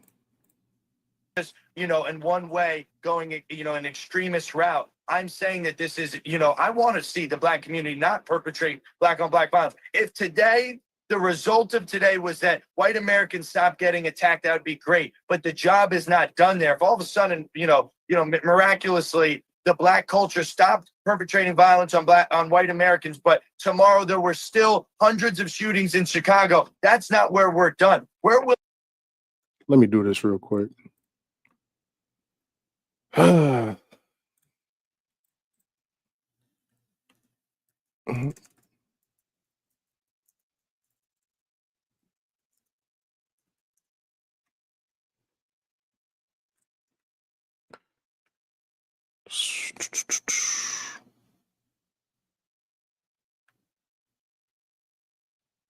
Give me 1 second, y'all. Everybody hit the like button.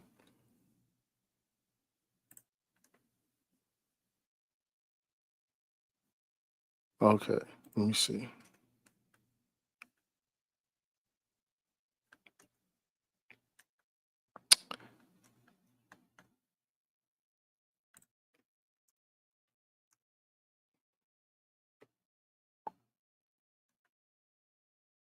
Hold on.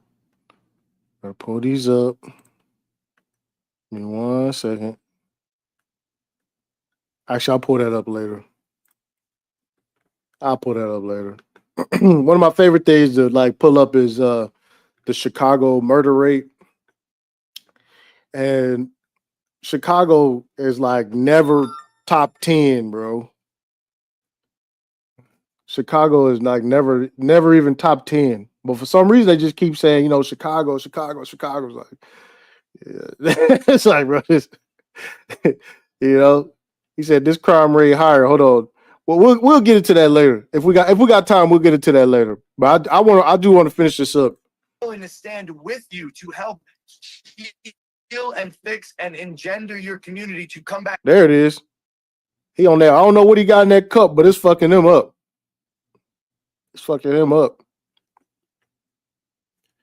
Jason, you gotta stop, brother. You gotta stop, brother. All that drinking and shit. Your liver screaming. I can see it in your eyes, bro. You gotta stop that shit, man. You gotta stop that shit. He said that yak, yeah, man. That ain't no fucking carrot juice, man. Back to American excellence, the purity, and the love of Jesus Christ that is supposed to pervade to all Americans. This is a Christian country. And so, I wanted to address that oh, yep, this is a Christian country. We're gonna talk about that on Sunday. In the Bible, David fought for his people. When you have to fix your own house first before you can worry about fixing other people's homes. Right now, I'm here as an advocate for my community. And second of all, today's conversation topic is not necessarily about racism. It's about, because racism, God forbid, is illegal. It's legal in America. But we're talking about, if white people are racist against black people, but not perpetrating acts of violence, that's a different topic. We're talking about racism in black people that is actually incurring into violence, into illegal acts of violence on Americans. And so there may be a cultural problem. Yo, that's crazy. That's crazy being a January 6th. That's crazy being a Capitol building destroyer. That's a wild shit to say as a Capitol building destroyer. A government attacker. Hey, that's a wild shit to say as a government attacker. Legal acts of violence on Americans. And so there may be a cultural problem on both sides with a little bit of hatred for each other right now that X is pushing and whatnot. And we can address that separately. But you have to say, even if there's a cultural problem on both sides, there's only one party that is by and large attacking and actually violating the other party. And so today I'm condemning black violence. Racism and that topic is a huge Pandora's box, and we can unload it another time. I'm here to make a stand today to say no more Austin Metcalfs, no more statistics of young white men being attacked by black people and being victimized and predatorized. We can deal with racism on another day, and truly the only one who can deal with racism is the Lord Jesus Christ, because that is a condition of the heart. We're talking about a condition of the hands here. Actual guns and triggers being pulled and knives being plunged into young white men's hearts. Meanwhile, Florida State University. Florida State University. Oh man, Lord have mercy. That is what I'm here today to condemn. That's what I'm here today to stop and to call out upon the black community. Stop attacking my people randomly. The punch out games, the knockout games. They're doing it to Asians too. We saw that during COVID. Oh my God. I ain't even listened to all of this shit. You're just doing everything. You and your people. Yeah, everybody hit the like button. If you're new to the channel, hit the subscribe button. You guys even beat up Asian people. You guys beat up white people. There's no end to all this violence. It's a national emergency. It's like, man, shut the fuck up. Shut the fuck up, man. Yeah, motherfucker be in Las Vegas shooting up a country music concert.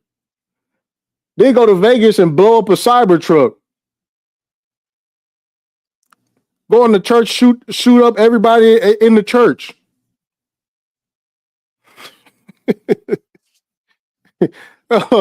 Man, this shit go crazy, man. What the fuck we talking about?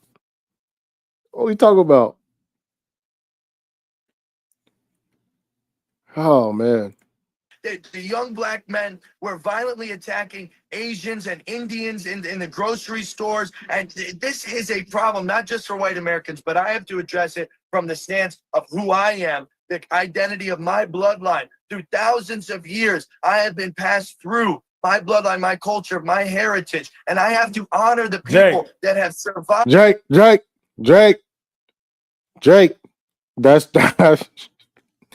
Jake, that sound like supremacist talk. Hey, Jake,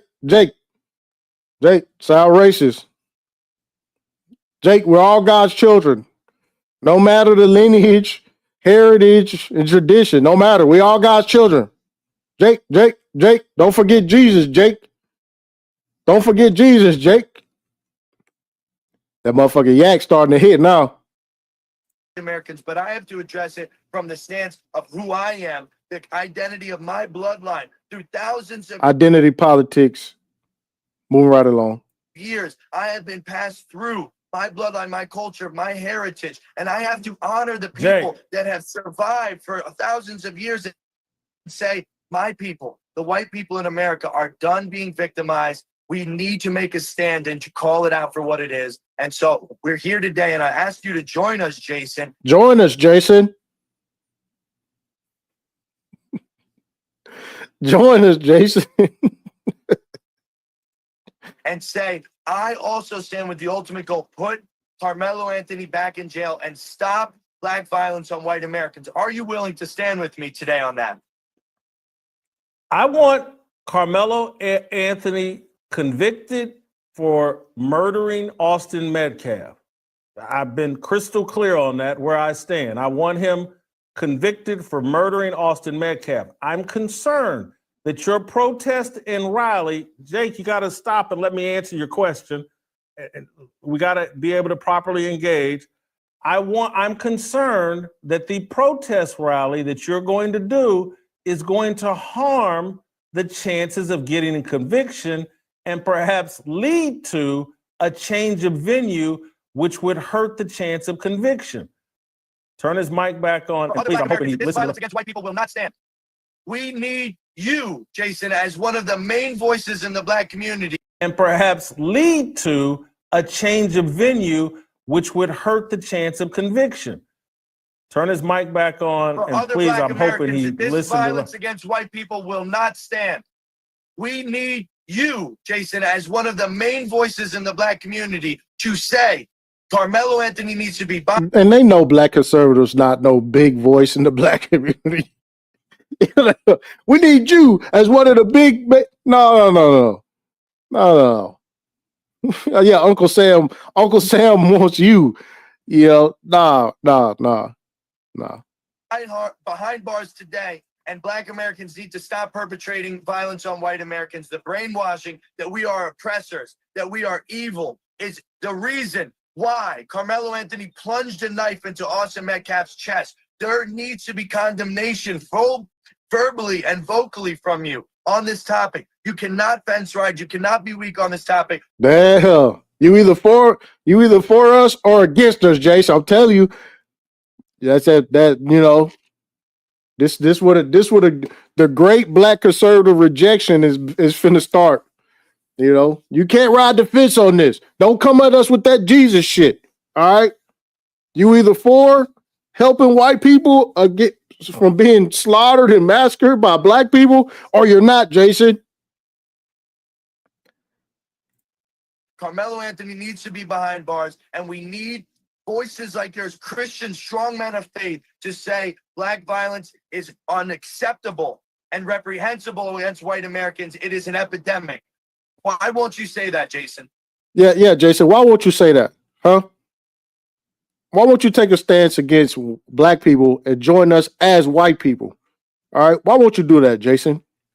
Huh? Fuck all the Jesus shit, man. You know what time it is.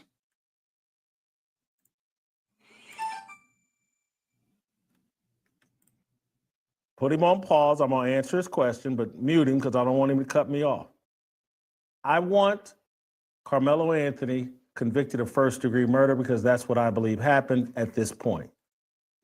It don't matter what you believe. It's going down to the courts. Like I said, I believe he get manslaughter charge. They may catch him up on like a weapons charge or something, but first-degree murder, that's a pipe dream. And there's a legal process. People are granted bond, and people accused of murder get granted. Why can't you say it, Jason? Bond, and if they can post that bond, they get released from prison.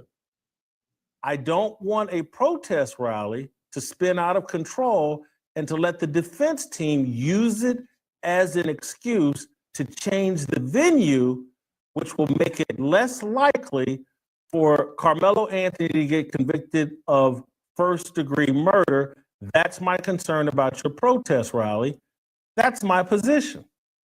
The exact weak stance that has us in this position to begin with. That was weak, Jason. And that's why white people in this position, man, listen, man. In order to be a black conservative, you're going to have to go real hard. You're going to have to go real hard for white victimhood. All that, you know, all that shit they've been on with I'm just going to be the sensible black person. Nah. That's not good enough. That's not good enough. You know, that's not good enough. It's just not. It ain't gonna cut it. It ain't gonna cut it. Oh man. Shout out to Daryl. He said black conservative. Yeah, they gotta swerve. They gotta get in a different lane, bro. Shout out to Lorenzo. He said, will Jake get labeled as sounding like a byproduct of a single mother?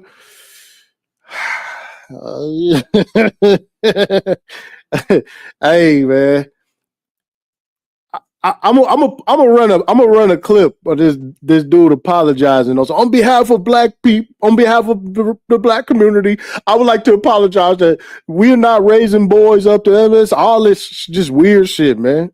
Shout out to Petty. He said, I learned in prison it's black people fault. Hey, he finna talk about being in prison with niggas too. You know, shout out to Black Sigma. He said, if I was Jason, I would ask what race wrongfully put me in prison over January 6th. That would be that would be Americans. That would be Americans, you know.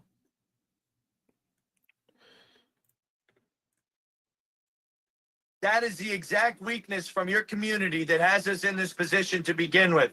Be very clear when you speak. Be intentional when you speak. You need to condemn this man. I was not given bond. Murderers who admit to plunging a knife into an unarmed 17-year-old's chest at a track meet do not need to be out on the streets. How could you ever be obtuse about your answer in this? Jason, I love you. Why would you? Now, Jason just said he wanted him to have first-degree murder. But you know, Jake saying that's not enough. Either we riding on this nigga or what? Is you getting in the car or not, Jason?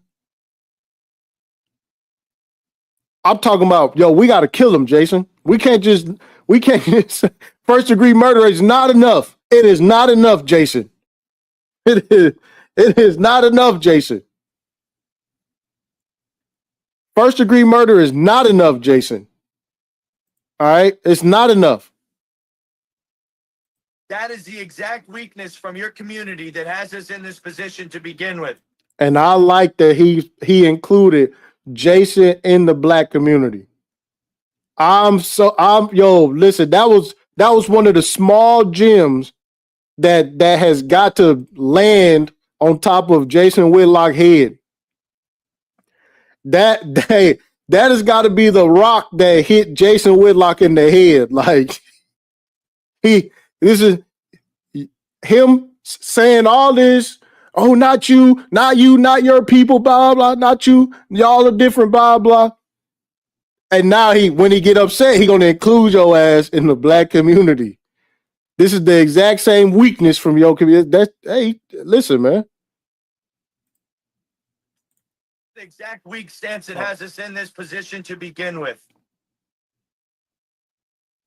I didn't hear the first part. This is the weak stance. I said that. I said with all due respect, Jason, that is the exact weakness from your community that has us in this position to begin with. Be very clear when you speak. Be intentional when you speak. You need to condemn this man. I was not given bond. Murderers who admit to plunging a knife into an unarmed 17-year-old's chest at a track meet do not need to be out on the streets. How could you ever be obtuse about your answer in this. Jason, I love you. Why would you? You're a. I love you, Jason, but we gotta hang him. I love you, Jason, but we gotta hang him. Yeah. First degree murder. That's the same weakness that got us in this position. We gotta ride, Jason. First degree murder is not enough. Going in. Father, aren't you? Would you, if this roles were killer at his house right now with his family, enjoying steak dinners and playing Xbox all day and living it up, he will be out on bond for 2 to 3 years before he's convicted. Are you kidding me? Hey, hold for 1 second, Jake. We're having a slight technical. Take me off camera. As long as you take me off camera, put Jake on camera, and as long as we can hear me, we're good. If the audio's good, I don't want to stop the conversation. And so, okay, now we're good. And Jake is still there, I'm hoping. Listen, there's an instant gratification of Carmelo Anthony being in jail. I would prefer that instant gratification. Just look at me. I like instant gratification. That's why I have, eating problem. Oh man, the self-deprecation, like,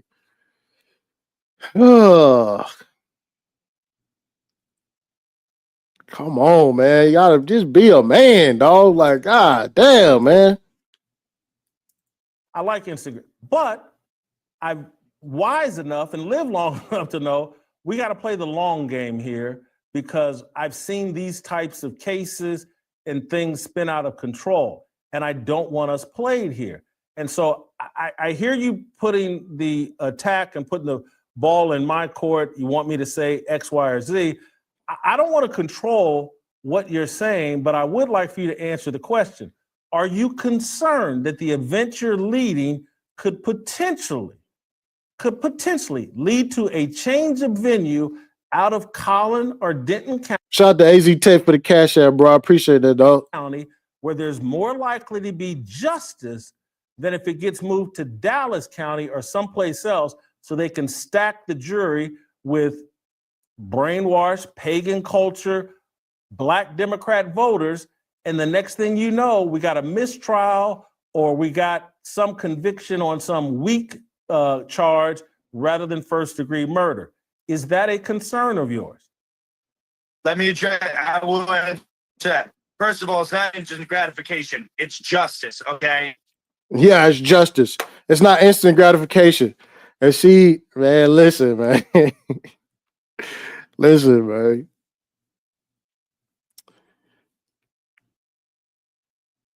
Oh, man. They just sitting there. I'm just sitting here watching shit. I'm like, man, that good old instant justice. But my thing is, what makes you think, like, okay, follow the logic, right? This dude already went to prison for acting a damn fool when shit didn't go his way on January 6th. This idiot, Jason Whitlock, is sitting here telling some, are you concerned about, you know what I'm saying? It's like, no, he's not concerned, Jason Whitlock. He's not concerned. All right. They rallied the troops early. It is what it is. Yeah, that's what I'm saying. Like, are you concerned about the court case? No.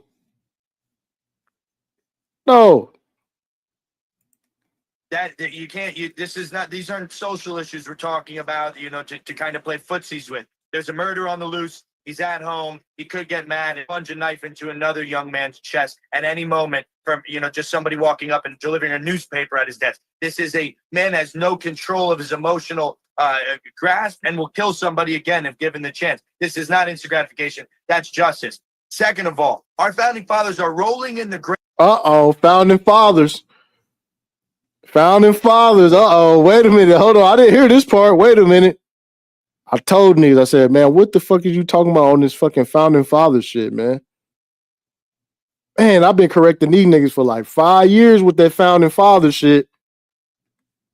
I've been telling niggas for like 5 years straight, bro. Cut that founding father shit out, man. What y'all niggas sound silly with this founding father shit, man. From just somebody walking up and delivering a newspaper at his desk. Oh, you said Angry Man be on that founding father shit? No, you don't. Y'all niggas wildin', man. Is a man has no control of his emotional grasp and will kill somebody again if given the chance. This is not instant gratification. That's justice. Second of all, our founding fathers are rolling in the grave right now with you trying to justify my ability or try to deter my ability from exercising my First Amendment God-given right. Yep. See, and this is why they finna get this nigga off the blaze. Mark my words. This is it right here. When foundational white America say, why is this man advocating for us to shut up, or why is he trying to make us stop protesting or gathering or whatever for the sake of whiteness? We got the right to say this shit. They're gonna send them letters right to the top of Blade. Glenn Beck probably already get emails like, hey, you better shut that boy up about us fucking. Yeah. What is it? Shut up and yap. Shut up.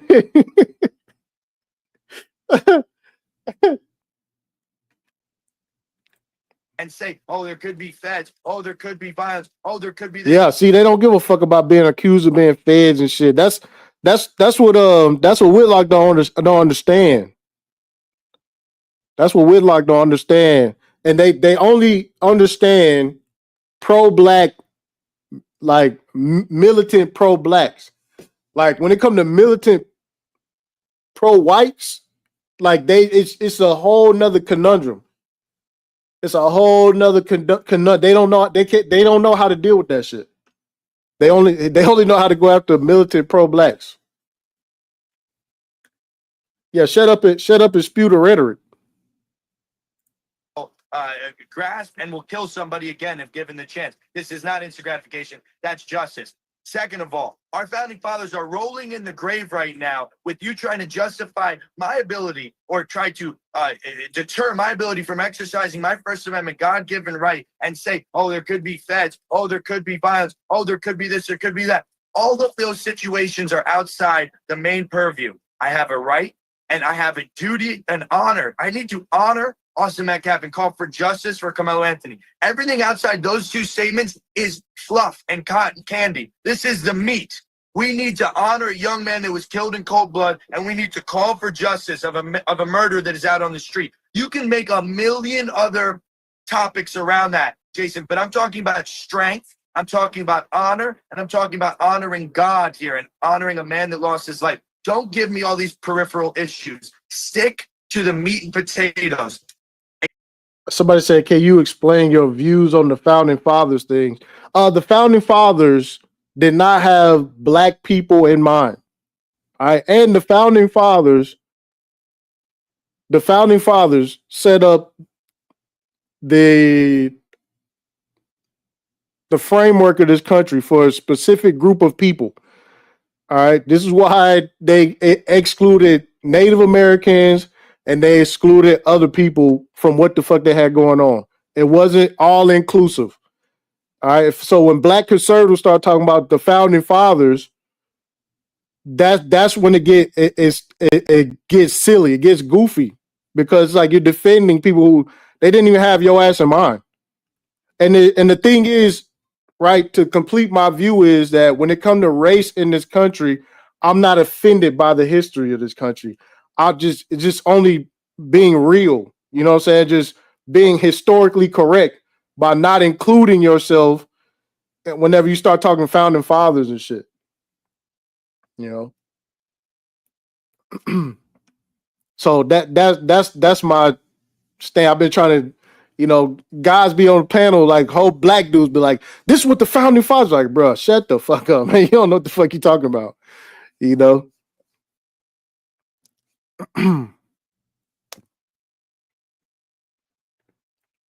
A dead man's blood is crying out for justice, and we need to back that man. My heart is broken for his family, Jason. Imagine being that man's family right now. This is a human time to be human. We need to grieve together. We need to pray together. This is not some type of political mantelpiece that I'm taking. I am a human being that is grieving. And I'm also a human being that has gone through years without being bonded out and understanding what that's like, for not committing violence, for being in true self-defense, for defending my country. And this murder is let out 12 days after he perpetrated such a grievous act of inhumane, animalistic behavior. All of it, we need to stay focused. Focus, justice, and honor. These are the things that matter to me, not about anything else that could spin out of control. And we are taking all steps. We are in contact. We just took a call from the Frisco Police Department. Officer Colvin, he is on it. We have separate locations for each individual, for the protesters and the counter protesters, the supporters of Austin and the supporters of Anthony, whatever the kind of Satanist rituals are going to be doing, blood sacrifices. I mean, I don't know how anybody could support that murderer, but there will be people showing up to support. We are going to run a safe and well-organized event. I can only do what I can do and work with the police and work with the community I represent and rely on Father God, whose angels will protect us with a hedge of protection and keep this focus on honoring Austin and getting justice against that murderer. And that's it. If you want to dissuade people from coming to this event by saying violence, feds, it's a setup, all that, you are making our founding fathers roll in the grave. We need to exercise our rights without fear in America. And that's what they wanted with January 6th. People to be chilled from ever speaking out against any injustice or any governmental overreach. And this is why we have a First Amendment, not to be scared and be like children hiding under our bed, but when there is injustice, we must stand. That's why our founding fathers' blood spilled for these rights that I'm exercising today. Jake, let me be quick with this one, and then I have a follow-up question you can be a little bit more long-winded on. I want to be careful in terms of what I say, what I reveal, but I have been in contact with and have talked to people in the Austin Metcalf family. And this is before. I haven't talked to them about what you guys are doing. I want to be crystal clear. But I have been in contact with people in their family. And I have genuine concern. I've spent a lot of time on this show. We mostly talk sports on this show. I've spent a lot of time talking about this. Hey, that's what Jason Whitlock should have stayed his ass at.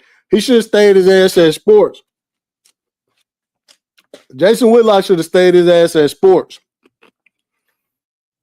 He done went all the way to the deep end, and now he won't out through the Bible and shit.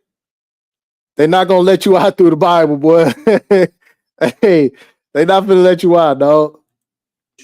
On this show, I'm not trying to defend myself because it really doesn't matter.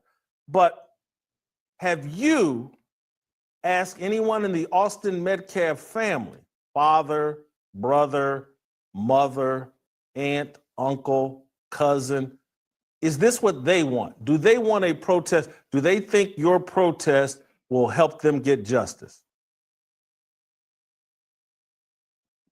So, no, I have not spoken to anybody in Austin Metcalf's family, and there has been a culture of oppression on white people in America to truly speak how they feel and say, I'm sure in the heart of hearts, Austin Metcalf's father, after being kicked out and embarrassed yesterday in front of the world, he was just there to simply, be a part of the grieving process of his son, see what the murderer and his family and the PR people, he was embarrassed yesterday. He couldn't even be present at something that has affected his life drastically. He was trespassed and removed by the police yesterday, like trash thrown out on the side of the street.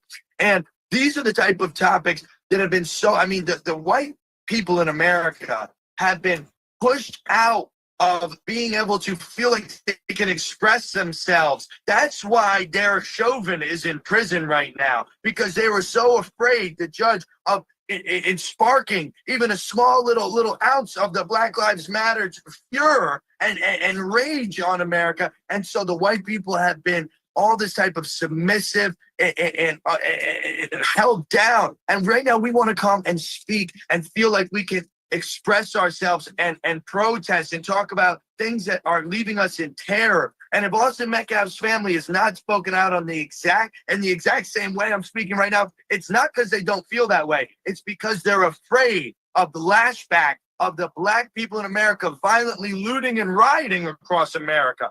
Oh my God, man! Black people not shooting and robbing and looting and shit, man. That's another thing too, man. Like black people don't even know about these things until the fucking media blast this shit 24 fucking 7 all goddamn day long for weeks at a time. Like if it's anybody like the race baiting ass media, they love this type of shit. You know, this ain't no fucking like. I hate that shit. They just act like black people create all these narratives about these situations when we don't know about this shit until somebody brought till they make it trending topics and shit. That's the only reason. We feel just as bad and then understand the terror that is happening to our people in this country all around just as much as I've ingrained and been suppressed deeply from being able to express this. And this is why me coming out of a prison cell as a January 6th political prisoner, I've been through the fire. I've been to the mountaintop, Jason, and I've seen what America could be. Amen? And this is not it. Making America great again starts with one of these fundamental societal issues, and we need to address it and fix it. Damn, making America great start with dealing with black people. Uh-oh. What keep it techie at? Hey, wait a minute. Hey, man.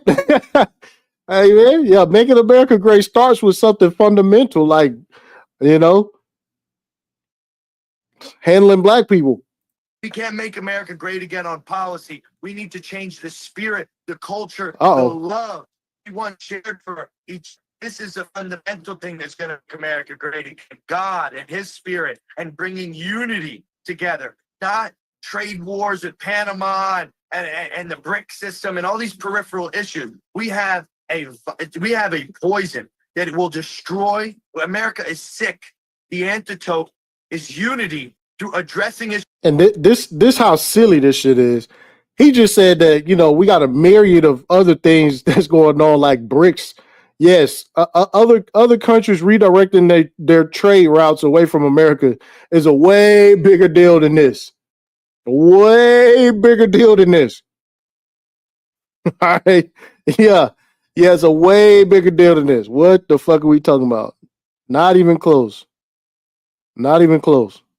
Policy. We need to change the spirit, the culture, the love we want shared for each. This is a fundamental thing that's going to make America great again. God and his spirit and bringing unity together, not trade wars with Panama and the BRIC system and all these peripheral issues. We have a poison that it will destroy. America is sick.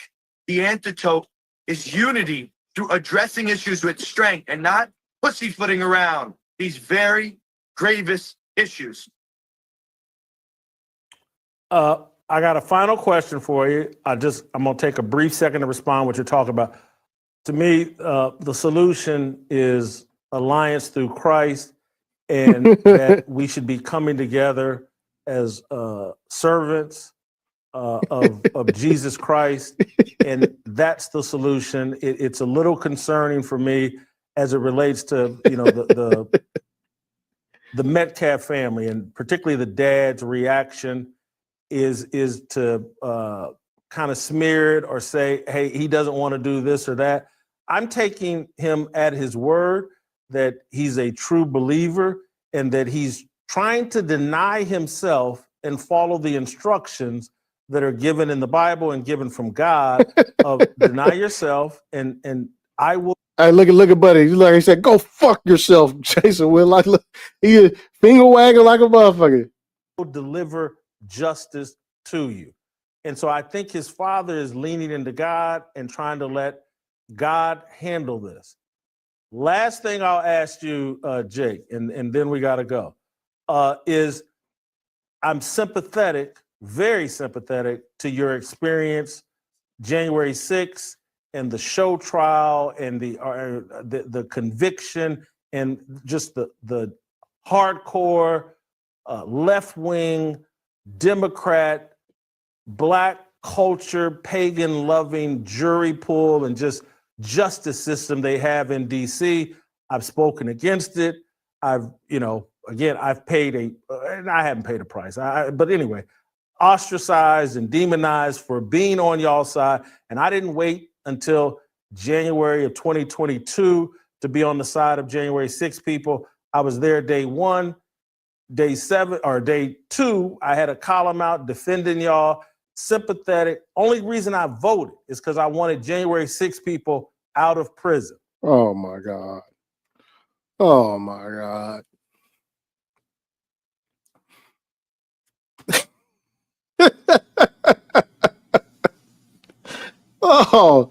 Oh man. Having said that, I'm aware, I know enough about the prison system and prison culture, which is a reflection of the Black culture that the mainstream media has There is more white men in prison than Black men. Celebrated. The music industry has celebrated. The movie, TV industry has celebrated. Sports leagues has celebrated. And it's all a promotion of a prison mentality. And I'm just a little bit concerned if the prison mentality, doing 4 years in prison and being in that very identity and racial idolatrous culture inside of prison, if it hasn't shaped or changed your worldview and you're offering prison culture solutions, let's group up based off race because that's how you survive in prison, and let's group up in the outside world based on race. Yeah. And I've watched I'm 57. I've watched Black people for 57 years. So, translation, do you think that it was you being in prison is the reason? Try to make it seem like maybe you was influenced by prison, like maybe it's you being in prison that made you this way. Think that there's these great benefits from racial alliance. And I've watched us destroy ourselves with that mentality. And I'm sitting here begging you and others, why adopt failed tactics? Why repeat the mistakes that too many Black Americans have made, thinking the solution is for us to group up? Why has it got to be about white? Why has it got to be about white? I'm begging you, please don't make this about being white. We spent years telling everybody y'all wasn't racist. We spent years telling everybody that nothing racist happens to anybody. Stop. Why do we spent years saying there's no such thing as systematic oppression. We spent years. Please don't do this. Please don't do this. Please don't do this. We spent years saying everybody else were the victim culture. Damn. I'm begging you, man. Please, man. You're ruining our credibility as Black conservatives. Yeah, well. It is what it is, man. One thing too that I see too is that they kill another talking point when they start saying people have a problem with authority. And and the justice system. But when things don't go people's way, people act up. It's just, it's universal. I don't know why Jason Whitlock trying to like jump ahead of everything. Like, yo, please stop. You're escalating the situation. You're not making it any better with this, this race-based, gathering, This is what we cried about with Black Lives Matter. Now you're doing it. Yeah. That mentality. And I'm sitting here begging you and others, why adopt failed tactics? Why repeat the mistakes? Why go off skin color? Mistakes that too many Black Americans have made, thinking the solution is for us to group up based on race rather than to group up under the flag, under the identity. And this the dumbass shit that motherfuckers be saying shit like, you know, how come black people vote Democrat? This is why. It don't have nothing to do with, oh man, black men are voting with black women. That's not it. Everybody knows what's on the far right. Everybody knows what's on the far right. It is what it is. Like, people be playing fucking retarded, playing stupid, but you know, people know what's on the far right. And you know, it is what it is. It's just some of us just be like, man, we don't give a fuck what's all the way over there. We need this, that, and blah blah blah. But a lot of people, they're not gonna fuck with it just because there are white supremacists on the right. It is what it is. And for niggas to play dumb and gaslight and be also fucking you're on a Democratic plantation. Meanwhile, you got to be a black conservative on the segregated side of the Republican Party. You know, like it's silly. You know, yeah, you're not gonna gaslight me into no bullshit either. Also, you know, the reason why is because no. Everybody knows the far right got white power over there. Like, don't play stupid. Don't play dumb. You know, now people like Jason Whitlock, who pretended that it wasn't no no Klan rally on the right. You know, now they gotta, you know, they got to see their way to the door, because now they just coming out and saying like, no, this is identity politics. This is white shit we doing. All right. We don't give a fuck if we told you to tell everybody we wasn't on no white shit. That's your fault. All right. Now, if you excuse us, we like to get our rallies popping. You know, church is that way, nigger. Move right. Let me get out of here. Jesus Christ. That is the solution. Jake, you got the final thoughts on this. I'd like for you to limit your thoughts and your final statement to about 3 minutes, because I'm way late and I got to keep it moving. We'll have you on back again. Hopefully, maybe we'll have you on Monday and we can reflect on what happened this past Saturday. But try to do your closing argument here in about 3 minutes. And I want to thank you for the time. If I'm still alive on Monday, Jason, by God's grace, the solution, the question you're asking, right, is about the weakness that we've tried to remain silent, right? That hasn't worked. We've tried to remain patient. That hasn't worked. We're addressing the issues right now. And that's what we're doing as a community. We're not looking to further divide. We have been divided. We have been suppressed. We are now coming together as white Americans and saying, stop the violence against us. We haven't tried this before. The reason why we're at where we're at right now is because we haven't been strong as a community. We haven't had this messaging saying we're fed up with being. Yeah, Jason. White people never gather together. They never gather together on behalf of whiteness. They never did that before. All right. They never did that, Jason. Attacked because of our skin color. That's what Martin Luther King did, and that's why he was successful. Amen. Do you understand that? The reason why we're in white people living in terror right now in America is because we haven't had people locked arm. White people living in terror. And see, this is what I'm saying, man. I could never let this dumbass shit slide, man. What the fuck? Arm walking in peace in the name of Jesus, like Martin Luther King said, we shall overcome this scourge of violence against our people. We haven't tried it, and I'm here tomorrow in Frisco, Texas to try it, and I'm inviting you. If you want to see tomorrow be peaceful, be filled with Jesus Christ, Holy Spirit. If you're asking who, and God's telling you, who shall I send? Say, send me, Lord. Come and speak, Jason. I'll buy your plane ticket, whatever you need.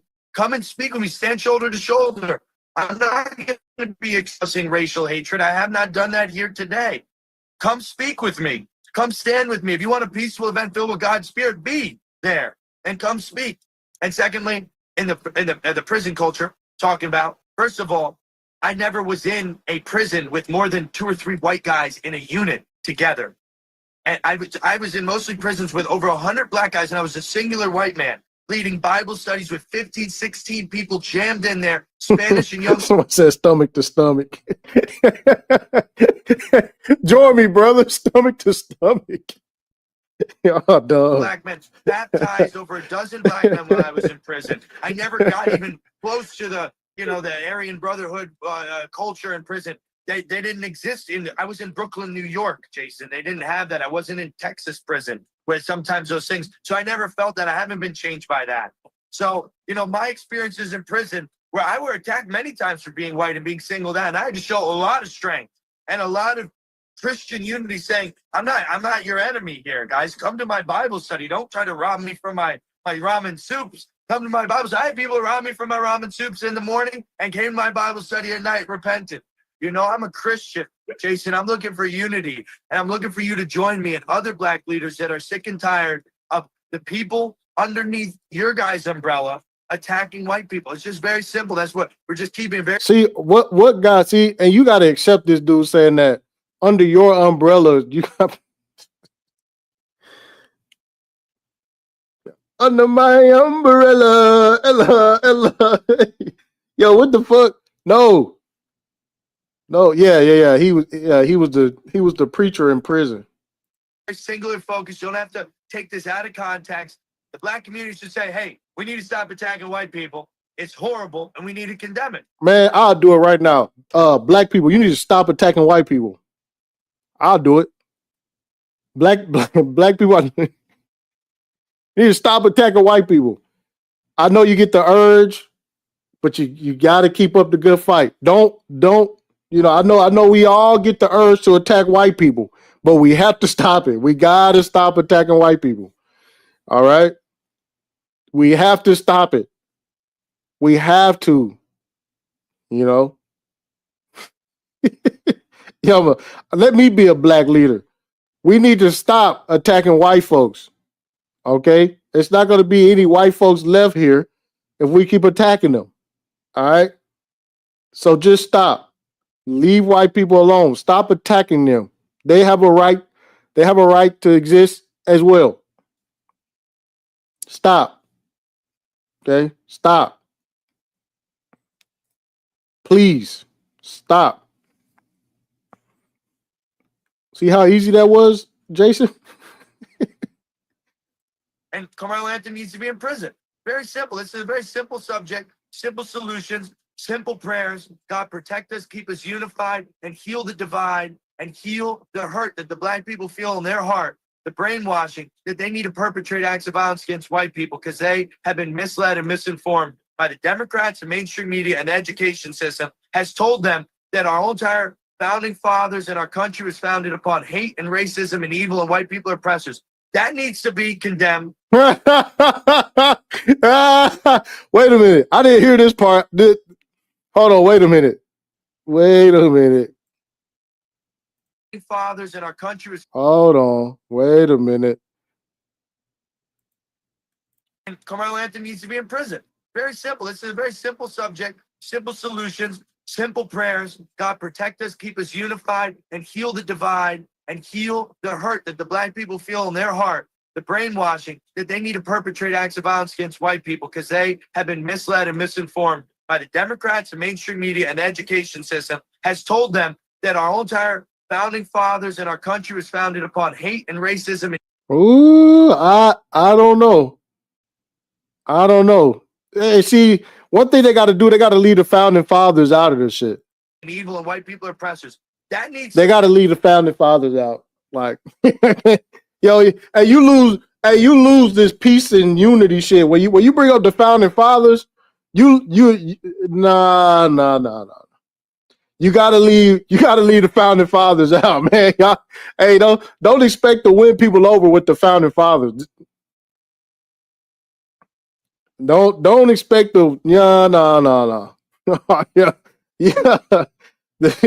Don't expect people. Just leave the founding fathers out of this shit, man. You know what I'm saying? Like, don't bring them into it.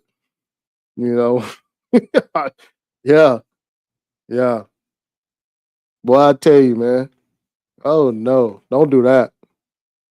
People been brainwashed. They believe our founding fathers were didn't kill off all the buffalo. We didn't bring diseases to the Native Americans and wipe them out. We didn't take their territory and shit. They've been brainwashed with history. So I said, you've been brainwashed with actual historical facts. You've been brainwashed. Like, nah, leave the founding fathers out of this shit, man.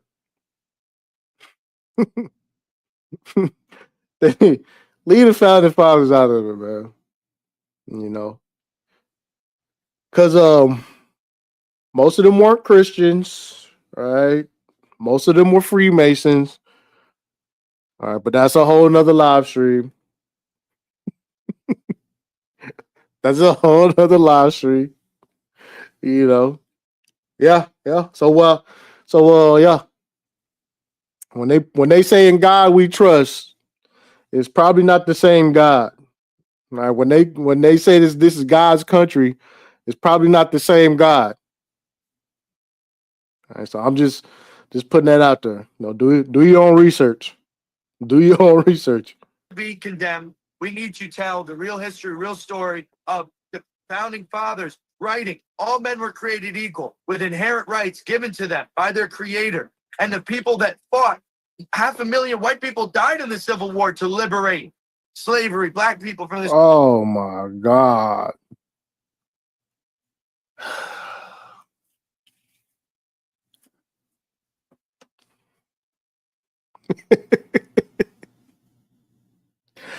I can imagine being a black conservative, man.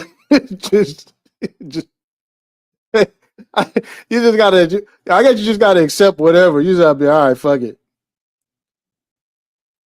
It's like all right. Fuck it. All right. Fuck it. The crazy part is cheap labor and what's going on right now. There's some similarities. If some of these dumb motherfuckers on the right will open their eyes and realize what's going on.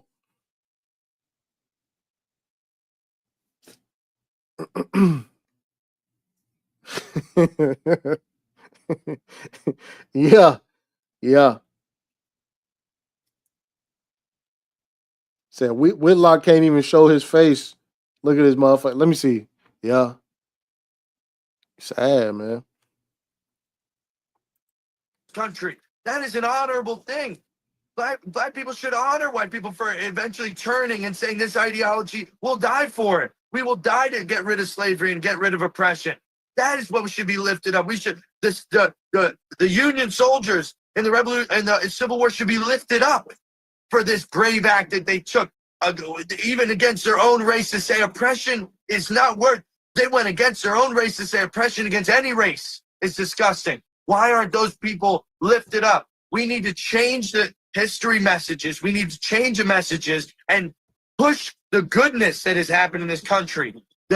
Where the white people have invited in and fought for the rights and lift up the Harvey Milks. I mean, he was God forbid he's homosexual, but he fought for the rights of black people and stuff like that. Oh my God. These are the people that need to be put on a pedestal and stop trying to all the race. Wait, that dude was Jewish too, I believe. Right? Am I tripping? The Nooks guy? That's another live stream. Participating the division in the classroom, in the mainstream media and stuff. It's their fault Austin Metcalf is dead. And we need to condemn it all and start from scratch. Let's build it back up. We need to get the Sunday morning culture of Black America dressed in their Sunday best, respectful with grandma, mom, and all the kids. See, this is what I'm saying, man. Like this was like black people were left alone when they was going to church with their grandmas and shit. Like, if we just go back to 1950, if we just go back to the 50s, like, man, shut the fuck up. Look at Jason Whitlock right here. Look at Jason Whitlock right here, man. This nigga, he need help. Yeah, if we could just get back to the 1950s, you know, when black people went to church and I was like, what the fuck is this dude talking about? Yeah. Yeah, well, who was that? That was Dylan Ruth. Dylan Ruth went to a church where black people was dressed up nice, you know. Yeah, and Carmelo not from the hood. That's another thing too. Carmelo not from the hood. We talked about that. Frisco is not Frisco is not the fucking slums. Ain't no projects in Frisco. You know. Yeah, Jason is in a sunken place, man. He fucked up. He fucked up, man. Like he got just man. He fucked up, man. All these years of just, not being able to act like a man, dog, just fucking that take a toll on you, man. You're fat, sloppy, slouchy, wrinkly shirt wearing, folded collar ass, no edge of having ass fucking, you know, just man, Lord have mercy, man.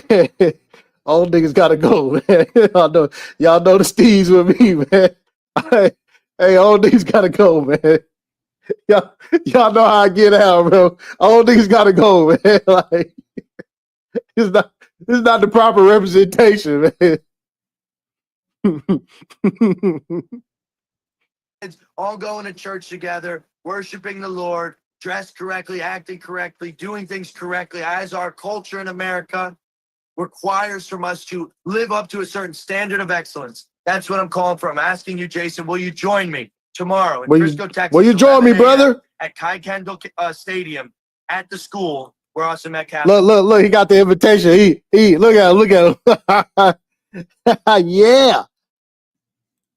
Murdered. Can you join me, brother? It's Easter weekend. I'll be at church on Saturday. Your sheep falls in a ditch on the Sabbath. It is right to do good on these holy days. To have some nice turkey Easter dinner is nothing. To stand up and stand with me and with this whole entire movement of justice and of unity is something. Jason, on Easter, we should be fighting for freedom and justice and equality and love amongst our brothers instead of sheltering in place and pretending like everything is all right. Am I right about that? Would Jesus be reclined at a dinner table away from where the drama I won't be at and the church sick and the hurting are, on my knees and where they are? Jake, thank you. I gotta at church on your knees. Let me get out of there. Go. Thank you so much. We'll be monitoring what happens on Saturday. We'll invite you back on the program next week. That was some fireworks. So as we proceed, man. He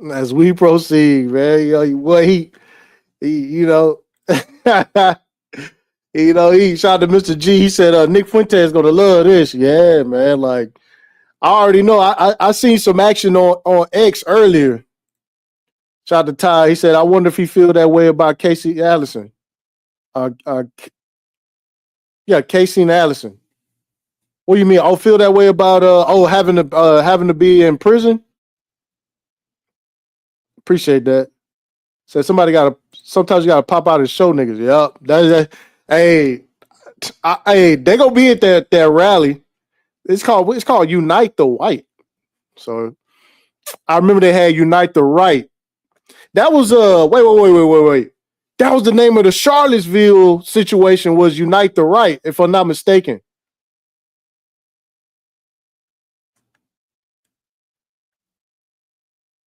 Am I tripping?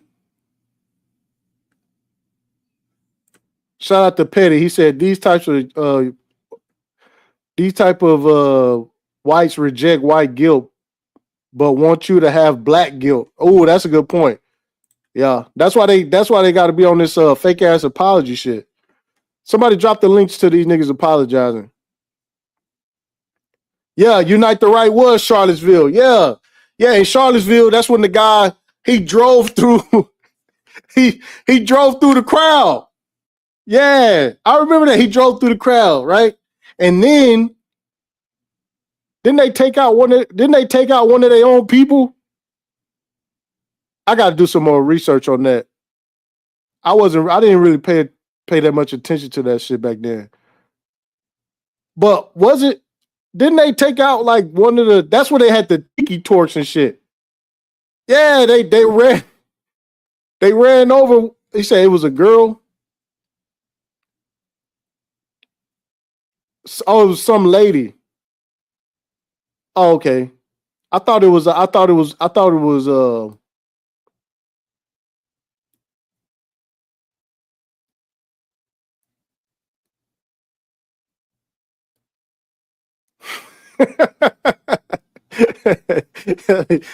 wildin', man. Somebody said the usual suspect. But no, did they take out one of the their own people? I think it was, she was a counter protester. I can't remember. See, I got to go back and look into what happened with Charlottesville. That was back when Nick Fuentes. That's what Nick Fuentes became like who he was. Nick Fuentes blew up after Charlottesville. Oh, okay. So she was a liberal. Then he said very fine people on both sides. Yeah, I remember that. Yeah, Trump said it was very fine people on both sides. Heather Dwyer got killed. Okay, Heather Dwyer, Heather Hayer. Damn. Well, I tell you, man, y'all stay away from these protests and shit, man. Oh, you said that was Richard Spencer. Man, stay away from these protests and shit, man. Just stay away from that shit, man. It's just, hey, you don't know who gonna show up at that shit. You don't know what's gonna go down. You don't know what crackpot motherfuckers just got fully loaded on X.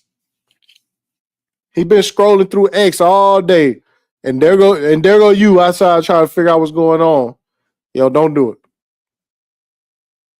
Don't do it. Don't do it, man. Stay out of that shit, man. He said also a truck ran over protests on the West Coast, and conservatives was cheering for it.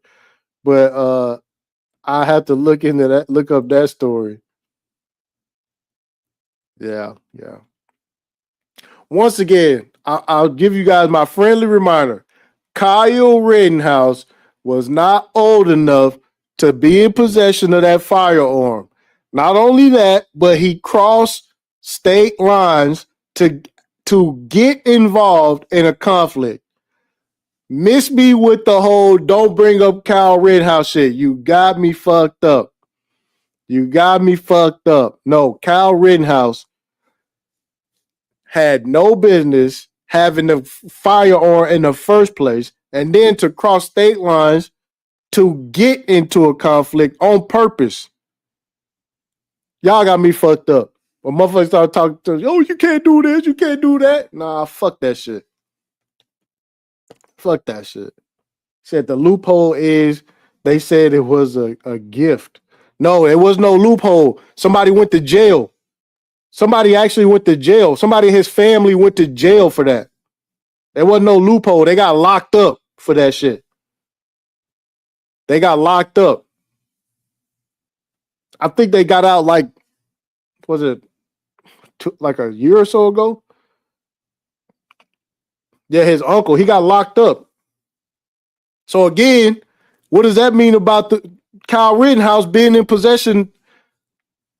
See what I'm saying? He wasn't supposed to have a gun. I got to listen to motherfuckers be like, he wasn't supposed to have the knife. Like, all right, bro. No, don't do that.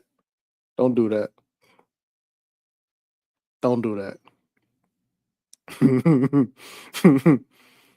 Yeah, he was looking for trouble. That motherfucker went and protecting private. He went to go protect the property of strangers.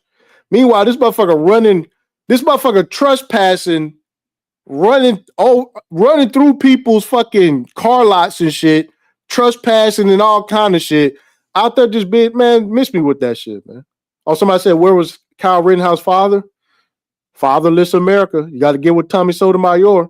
He got to talk about all these fucking fatherless all these fatherless white boys out here acting stupid.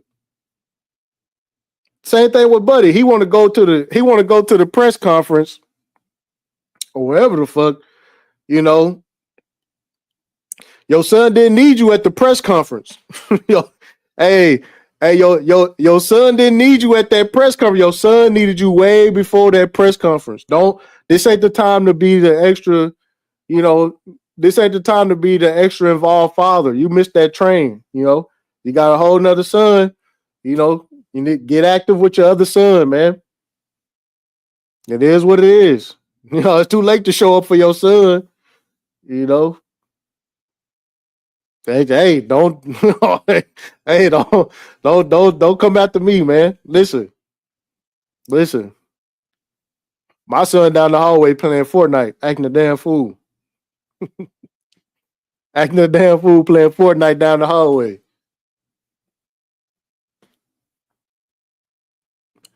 But anyways, as we proceed, man, we had a good live stream. I may drop the link. All right, let me drop the link. Let me do this real quick. Yeah. That's why I teach my son, don't touch nobody. Keep your hands to yourself. And I teach my son personal space, you know. All that shit.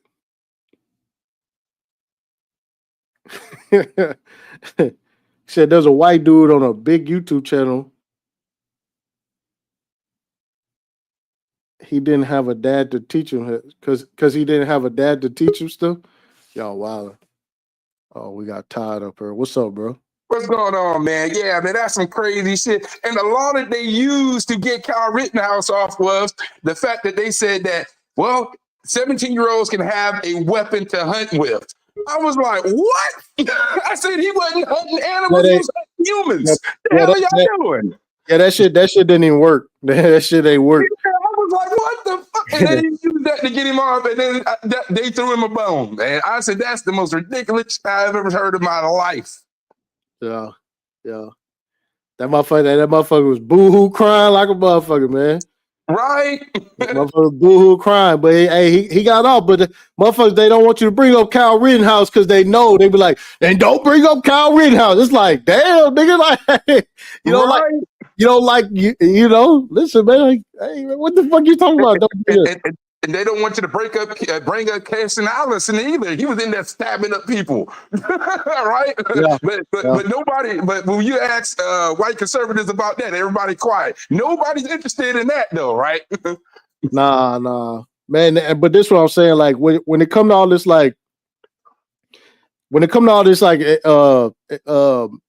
extreme rage bait type shit. Only the people who've been extreme the whole time have to stay in it. You know what I'm saying? Yeah. They got to be outraged the whole time. Somebody like me, I'm just level across the board. So I'm not finna be on some fucking, you know, over the top, over the moon ass shit. You know what I'm saying? Even when the shit went down with what's his name? George Floyd. Right. I just said he went out like a hoe screaming for his mama. Right. You know, like I didn't agree with that shit. I think he should do whatever he had to do to live, man. Motherfucker talk about he on drugs and shit. Well, that's on him. You know what I'm saying? Like I wasn't saying, you know, crying and whining and all the rest of this shit. Right. You know, we got to go meet up and we got to go do all this shit. Nah, fuck all that shit, man. Right. Yeah, that's real. What's up, bro? What up? Yeah. Check the back chat, bro, if you get a chance. Probably do this shit offline, you know what I'm saying? But it's just another example of all these criminal FWAs. We got to do something about them, bro. They're just too violent, man. They eat too much cheese, bro. They violent. My thing too with this is I can't let these motherfuckers get away with saying that black people are just criminal crime. I can't let that shit ride. Yeah, fuck that. Right. Like we be on some fuckery, but I ain't accepting all of it. We ain't owning up to all the fuckery. You got me fucked up. I ain't finna let nobody sit here and talk about how dangerous, niggas is and shit. Nah. Fuck all that. That's real Yeah, talk. I agree, man. We're not a threat to democracy. Yeah. January 6th showed who was a threat to democracy. I said, black people, we don't have the capability to storm a whole Capitol and get off with it. We don't have that type of capabilities, man. Man, I'll tell you right now, bro. That's why I might postpone the other live stream for tomorrow, but we gonna talk about that shit. Like, these motherfuckers, they having a rally for white people. It's all these white people trying to kill Trump. You know what I'm saying? Right. That's that. We talk about the threat to democracy. You know what I'm saying? I don't know no black people in government that's fucking dating spies and shit. You know what I'm saying? Like, when it come down to who's a threat to democracy and all the rest of this shit, Right. nah. I can't even think of one black person that even tried to even kill a president. So that's a threat to democracy right there. They don't exist, bro. I'm telling you, man. Like, and they've been trying to pass this off for a minute, make us the scapegoat, so they don't have to own up to their crimes and shit, bro. Like, I feel what y'all brothers are saying for real, dog. Because this should make the block hot for the youngins, man. Like the kids. Yeah, you do have to come out and just be like, man, nah, fuck all that shit, man. This whole thing was just like your community is a threat to my whole community. Y'all harming all of us all the time. Like, it's just like, man, get off the internet, dog. Like, they got black people, white people, Asian people, Hispanic people. We live in not perfect harmony, but it's not total chaos. Yeah. You know what I'm saying? Like, people get online, they just be like, how many times have you got on X and seen black people whooping white people ass? And this is like, bruh, your algorithm is feeding you that shit, and now here you are. Yeah. And now here you are, try to act like you wasn't amongst hundreds of black people just moving around through your city, walking through Walmart and shit, nigga, and without a scratch. You made it all the way home without a scratch thousands of times. Like, right. Like, They knock it off. to you, all that shit. Yeah, man, motherfuckers ain't like that shit, man, Yeah, jokers be on that goofy stuff, and then I have to explain to people, especially people who don't know history, that the fight for democracy, black people have been fighting for this motherfucker to be civilized way before anybody else was. The first person that did it was Crispus Attucks. That's who needs to be in the motherfucking feed right there. Facts. That's real shit, bro. But see, they don't want to tell that history. They call that pro-black hotepism when you talk about real history and shit. But when they get to do all this other shit, it's like, bruh. Who said the FBI says they the biggest threat to domestic security? Yes. That's true. And they found a whole group of like white supremacists in a police department. Yeah, found a whole group of white supremacists in the army. I was in the army when that. Remember, they were all down at Fort Bragg. Yeah. They were all down at 82nd. Like, yo, I was in the army when that happened. Yeah, that's what they doing. But no, but that's what I'm saying, man. A lot of military dudes, man, which is crazy because I got a whole military side of my family. So my uncle, and actually both of my uncles, they was around the Vietnam era, but those dudes, they wasn't on, like on some, we just bootlicking white people and shit. They wasn't on that shit. Yeah. But now these guys have been in the military, man. They come out the military shit, bro. These motherfuckers, they I don't know, but it's from the police department and the military. When black dudes get in that shit, they just come out of that motherfucker be like, y'all niggas all bad. All y'all niggas all bad. Y'all niggas all like, man, what the fuck? Right? Yeah, man. I don't know what it is about that shit. There's no lie. Yeah, look, there's cliques in the army, man, just like there's cliques everywhere, man. Them jokers click up. They get them young bucks come out of basic training, man. They be like, come over here there, chief. We gonna school you. And that's how they do it. That's how they get them. Yeah, man. I refuse to buy into just the extreme race baiting and shit, man. Because I'm finna talk about the stuff that's going on with the Jews and the laws that they're getting passed, and they got a whole department for anti-Semitism they just put together. Yeah, so and they finna start working policies based on religious shit. See, and the other part about this is the Christians are just letting them do it. yep, sure are. Is let them walk through like, oh, God said in the Bible, you know, he said that Zion is it's like, all right, bro. Okay. Yeah. Until they put you in a camp. Right. Jesus. and just think they were really fanatical back in the 1700s. They was killing people because they wasn't converting, man. It's wild, man. You know? Yeah. Right. What's up, Shot? Uh-oh. What up, Shot? Nah, I'm telling you, man. I'm looking at this shit now. It's just like, bro, like, nah. Even for the distraction's sake, it's like, man, we got a whole trade war situation going on. We got an Iran situation. We got, I guess, apparently, I think Trump. They finna come out and say they gave up on Russia and Ukraine here in a little bit. Yeah, so I mean, like we got all this shit going on. It's just like, you know, we got to unite the right. We got to unite the white. It's like, man, y'all the U.S. dollar about to fucking collapse. So y'all motherfuckers over here talking about fucking unite the white against. So man, y'all don't fucking wake the fuck up. See, that shows you who's been a real problem. It wasn't even niggas being on that racist shit. It's mostly the white people that keep holding on to this shit, bro. Like you said, there's bigger fish to fry, man. The whole American system could be thrown up tomorrow, bro. And y'all talking about some fucking Carmelo Anthony needs to be in jail, brother. Like, man, my thing is too is like, why would you start a rumor about them having a nice house and a nice car? That I can't let that one just make it out, bro. Because first of all, it's not true. But what's so bad about a nigga having a nice house and a nice car? Like what? Close ass shit. That's what it is. And in the meantime, I'm sorry.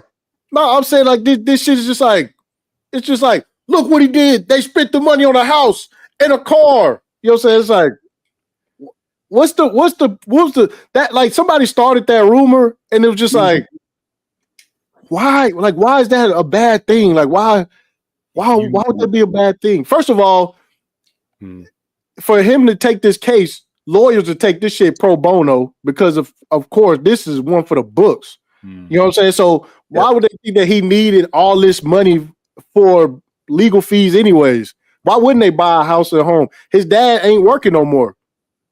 You know? And so, yeah, man, it is what it is, man. Like, damn. In the meantime, we got George Zimmerman out there selling the damn weapon for $350,000 that he shot shot Trayvon Martin with. Yep. Him and Ruth out here raising millions of dollars. Kyle Rittenhouse, millions of dollars, but ain't nobody got nothing to say about that, right? Yeah, absolutely incredible, man. I just looked at that shit, man, and now that shit came out that is not true. People not even taking their live streams down. They're not taking their videos down. Like they still leaving. They're gonna leave the videos up, even though he didn't blow all his donation money on a house and a truck. Niggas did hour-long live streams talking about it, and they don't even have the fucking like integrity to just take the shit down. Yeah, Coonan doesn't come with a retirement plan, bro. So you're right. They gotta keep going. Like, and his Manosphere rejects doing it too, bro. I saw Angry Man do something. I saw Melody King do something. I'm like, bruh, what y'all talking about this shit for? Y'all don't even know the whole facts, man. Yeah, 2020, 2025. Django, your shit raggedy, man. It's not connected. All right, appreciate you. All right, bro. I said Django, not Shango, but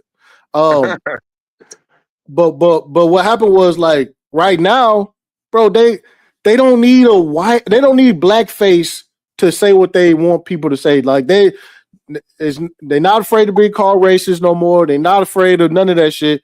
So again, the DEI department of MAGA got cut off, and now they trying to create a new job with under Christianity. In fact, let me show y'all this shit. Let me see.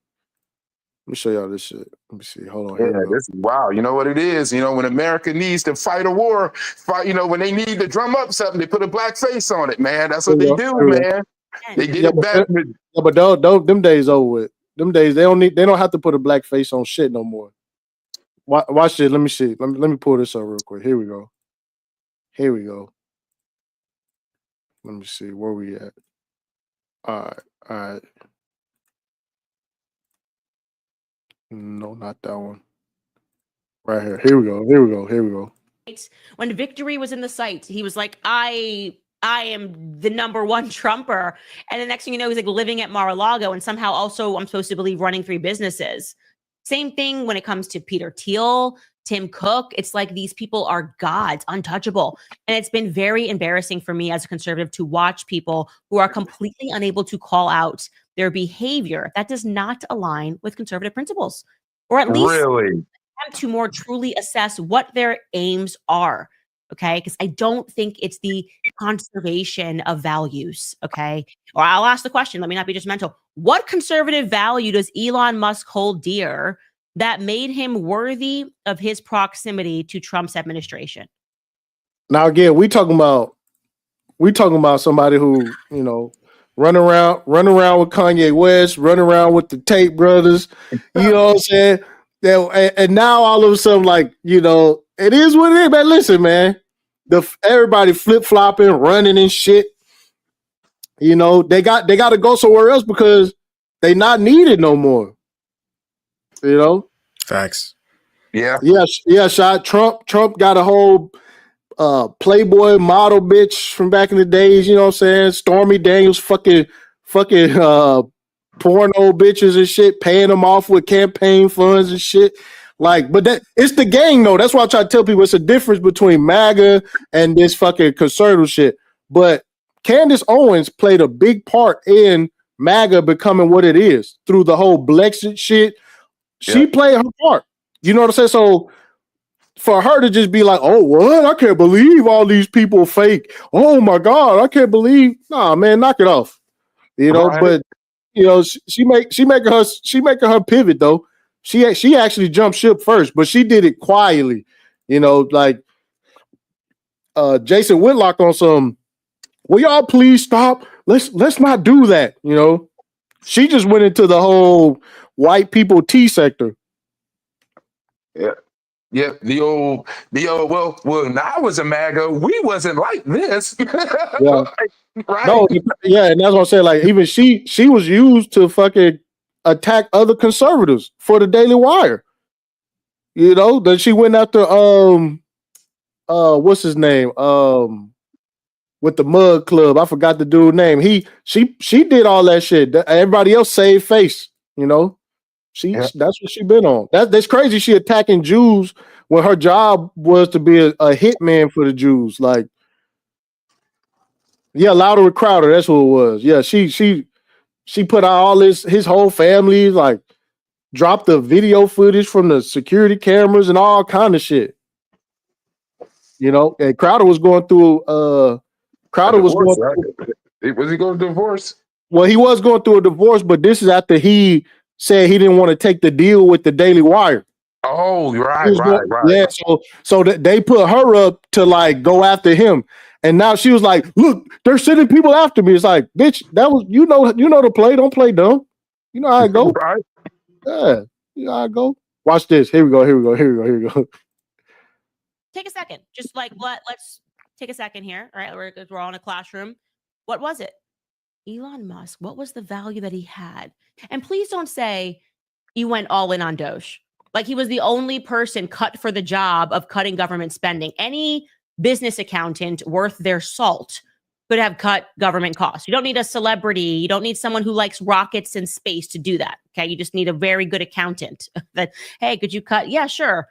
Okay. You don't need to do any press or anything. You're just going to sit here and cut. Yeah, that's what I do. I'm an accountant.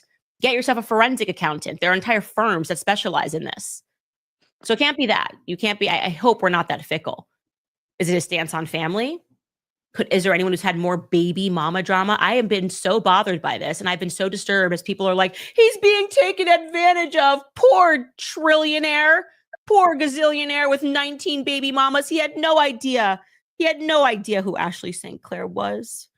Oh, yeah, sure. He runs 3 businesses. He could have gone over everything she's ever put on the internet and hired a firm to do it. He could have just like bought a private equity firm and said, actually, I don't want you to do any private equity. I just want you to search Ashley St. Clair's entire life in tweets. But no, he's a victim. Okay. Yeah, you know what's crazy? I think Elon, some bitch just came out on Elon said he was trying to offer her money to get have a baby. Some Asian bitch. Asian lady, yeah, I saw that. Yeah. Yeah. Hey, shout out to the gang, man. We doing what the fuck we want to do. All right. All y'all whack ass, weak ass conservative, family value having ass people, get the fuck out the way. Man, It's over for that. this is, man, she is diabolical, boy. The game Yeah, is real, man. Damn. Yeah, she don't give a fuck. She was a liberal at first. She was a liberal at first. Then she flip flop. Now she won't never be able to get back to be a liberal. So now she just I'm out of politics. Head ass. Now she. So I wonder what old Vivek is thinking about all of this right now, man. Oh, Vivek. No, yeah, I I'm think really quiet, man. yeah, but Vivek jumped ship on his own. Like I think that, like I said, once they start doing shit that was kind of unconstitutional, he was like, "Nah, I'm out of here. I want to be the president one day." Actually, you know what I'm saying? But Candace Owens, she got the cold shoulder from the RNC, and she didn't. They had Amber Rose speaking at the RNC before they had her. She got sat down a while back. Yeah, she got sat down. Yeah, the leader of the slut walk. Can you imagine that? Yeah, I mean that's just what that's what it is, bro. Wow. And Larry Elder, he must be feeling some type of way too. I see him. I see him too, man. I watch his little channel, man.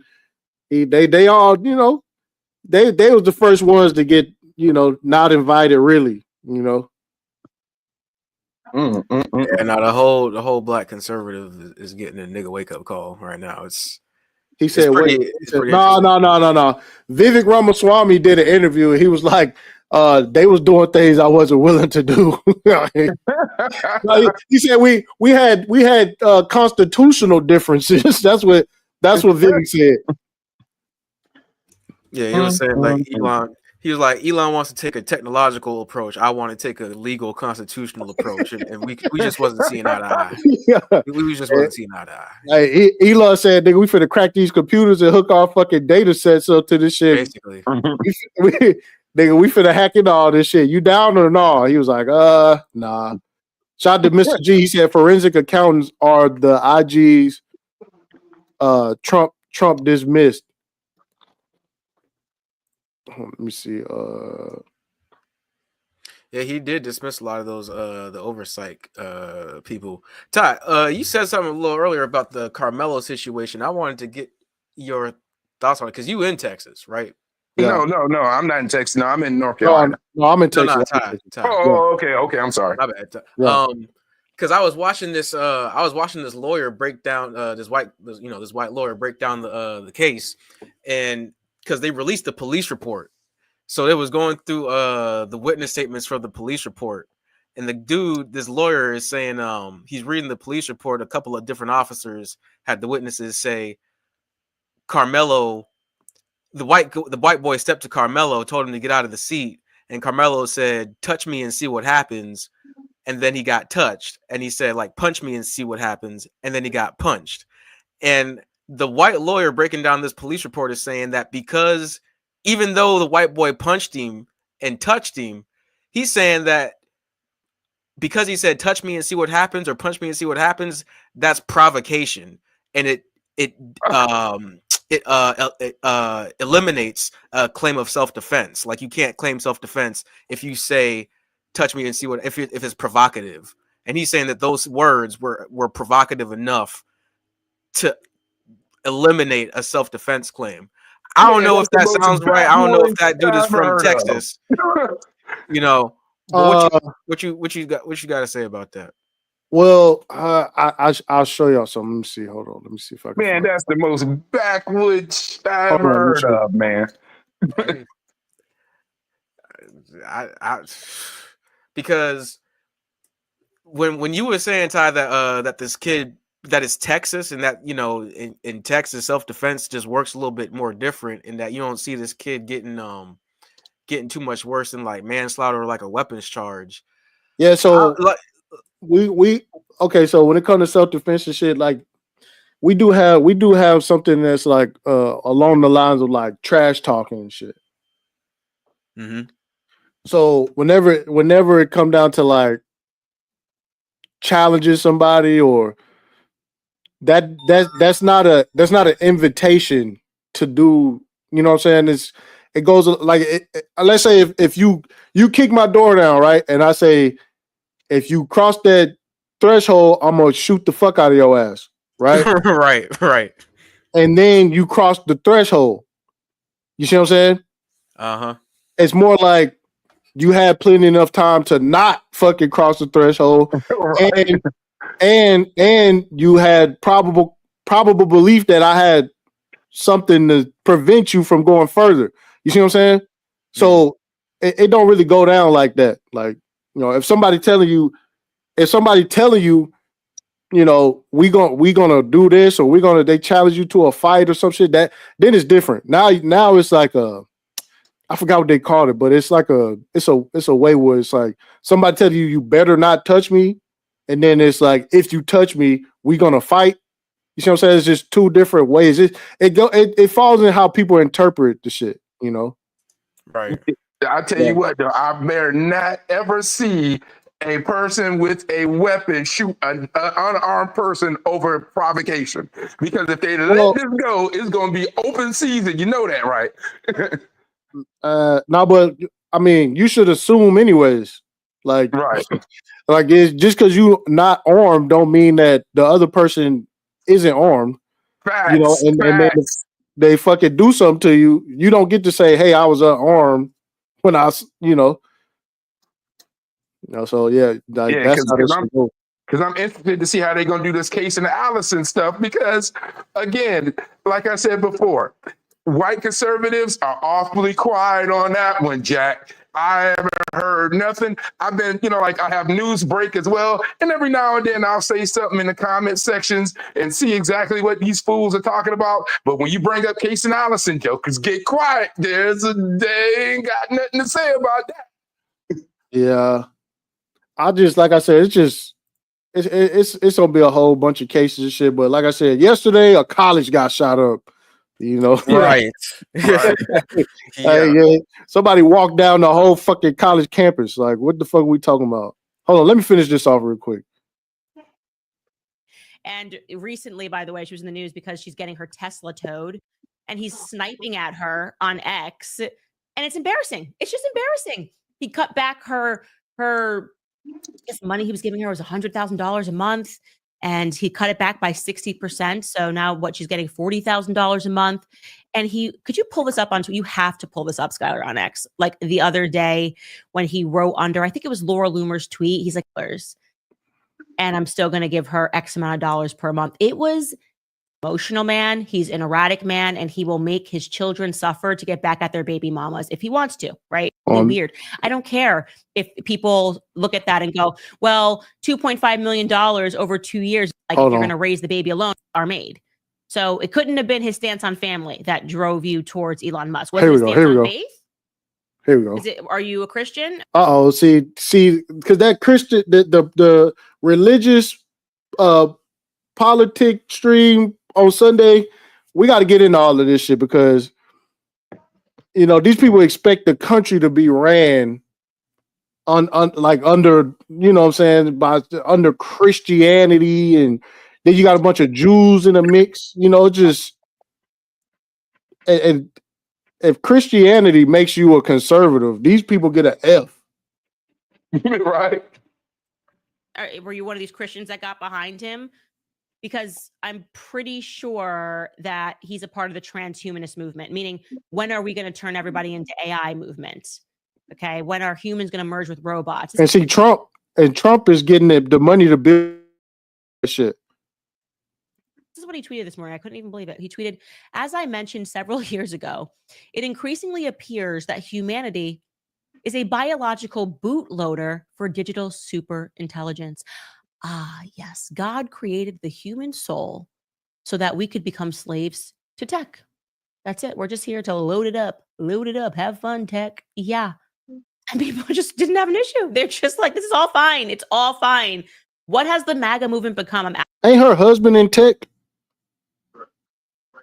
I don't know. Yeah, I I thought believe he was in finance. Oh no. Yeah, he was. I remember they tried to rip Kanye West off for Parler. Remember that Oh shit? yeah, he's the parlor guy. Yeah, that's right. Yeah. That's right. Yeah. They tried to scam Kanye. They tried to yeah. I knew I wasn't tripping. Yeah, her husband on the same techno fucking feudalism wave too. Knock it off, bitch. Asking a serious Crazy work. question.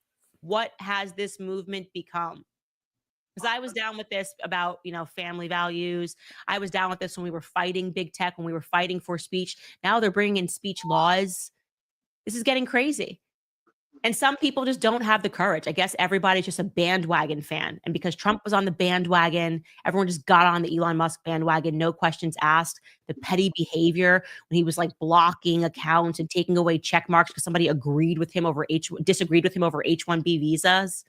I don't even know how you can productively run 3 businesses if that's your approach to life. If when you get angry, you try to make people suffer, whether it's your baby mama or it's someone who's just disagreeing with you over H-1B visas.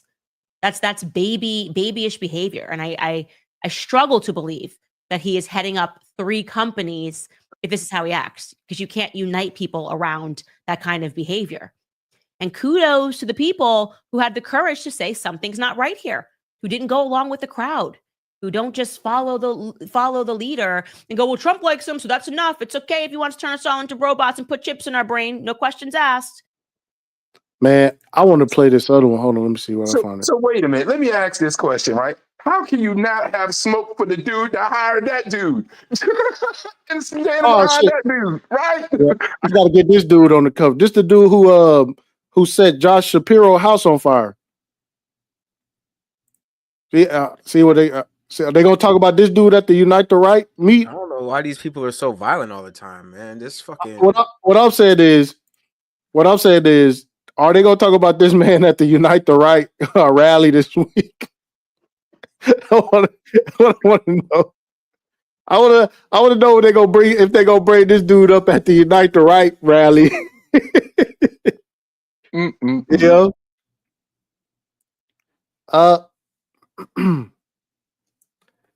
That's what I want to know. Talk about sending this motherfucker to El Salvador. Okay. Oh, this dude right here. That's it. I guess that'll be the first person they send. Homegrown is what he calls them. Mm-hmm. Oh yeah, the homegrown terrorists. Yep. Yeah. They deporting this motherfucker. Oh, so part of the live stream I was going to do too is that one guy cannot come back. He can't come back. Kilmar cannot come back. If Kilmar comes back to the United States, bro, they won't let that happen, bro. The emperor don't have no clothes if that happened. I'm looking at some shit right now from another lawyer that I follow. Apparently, he was released. That's just the title, but I got to watch this shit. What? I seen him take pictures with Buddy and stuff, but yeah, my senator went over there. My fucking senator went over. Oh, that's your senator? Yeah, y'all wilding. Y'all wilding. Hey man, hey. He's standing on business. Yeah, he went over there. I was like, man, what the hell? Shoot, Hyattsville has got a lot. It's a very heavily Hispanic population. I used to lifeguard down there, and MS-13 actually pressed me out one time. But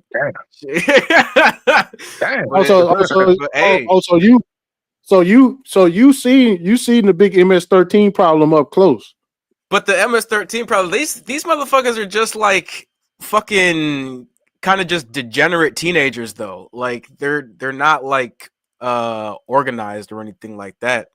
So it wasn't even really just a big deal. A lot of them, I mean, they're not intimidating, you know what I'm saying? Like they didn't have it wasn't really crazy like how they're saying. I mean, it's not pleasant, you know what I'm saying? They want you to buy their fucking weed and shit, but and they got a problem when you tell them no, but that's like any fucking knucklehead corner boys, you know.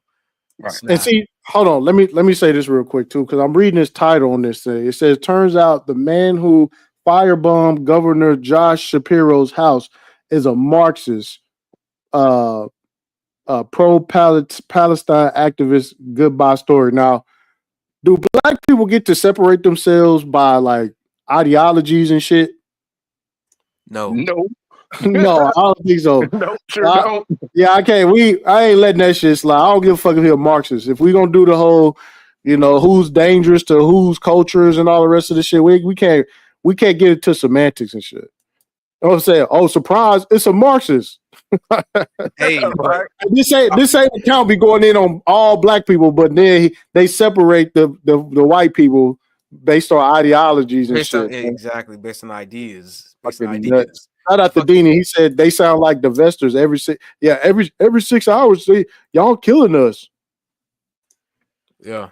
Yeah. Yeah, but as we proceed, man, everybody relax. You know what I'm saying? This computer on this last leg, man. Hey, if y'all want to put it on the tariff, man, we gotta definitely get a new laptop, man. I can't. Hey, you better get it soon because them computer parts about to be taxing, man. I don't know. Easy said UMCMX make enough chips for us in America. We don't need everybody else. I don't know. You see what happened with Intel? Y'all see what happened with Intel? I know y'all see what happened with Intel. Nah, what Their happened? stock is down. They went to go talk to China. They went to go talk to the big man. Yeah. Oh.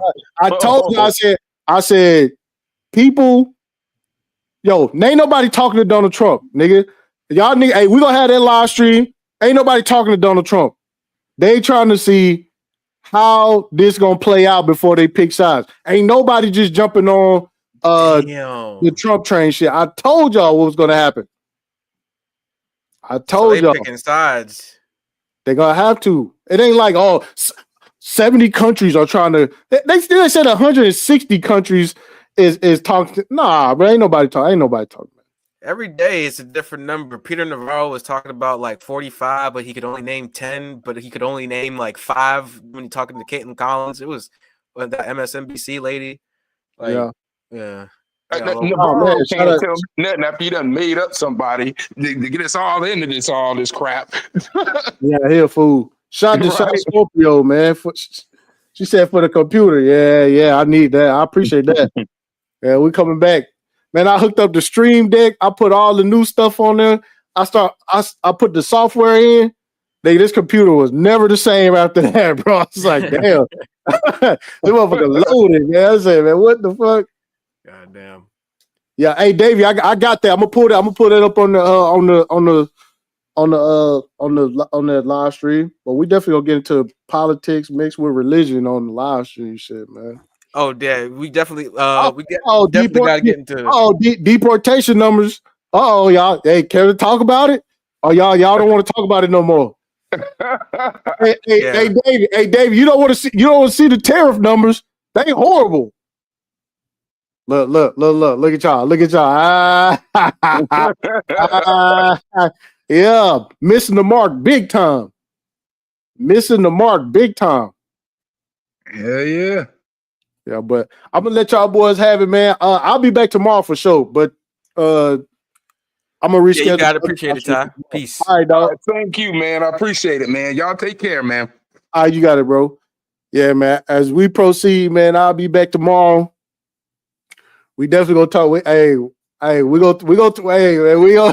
y'all know we gonna chop it up, man. We gonna talk. We definitely gonna chop it up tomorrow, cause yeah. So far, we got no deal in Russia, Ukraine. We got no deal with Iran. We got no deals. No deal with China. You know what I'm saying? So far, we got nothing. A bunch of negotiations, bunch of pinky promises. No, yeah. Import the like button. hey. So far, it's a bunch of excuses. Hella excuses, man. But yeah, I'm out. I'll catch y'all boys later. Peace.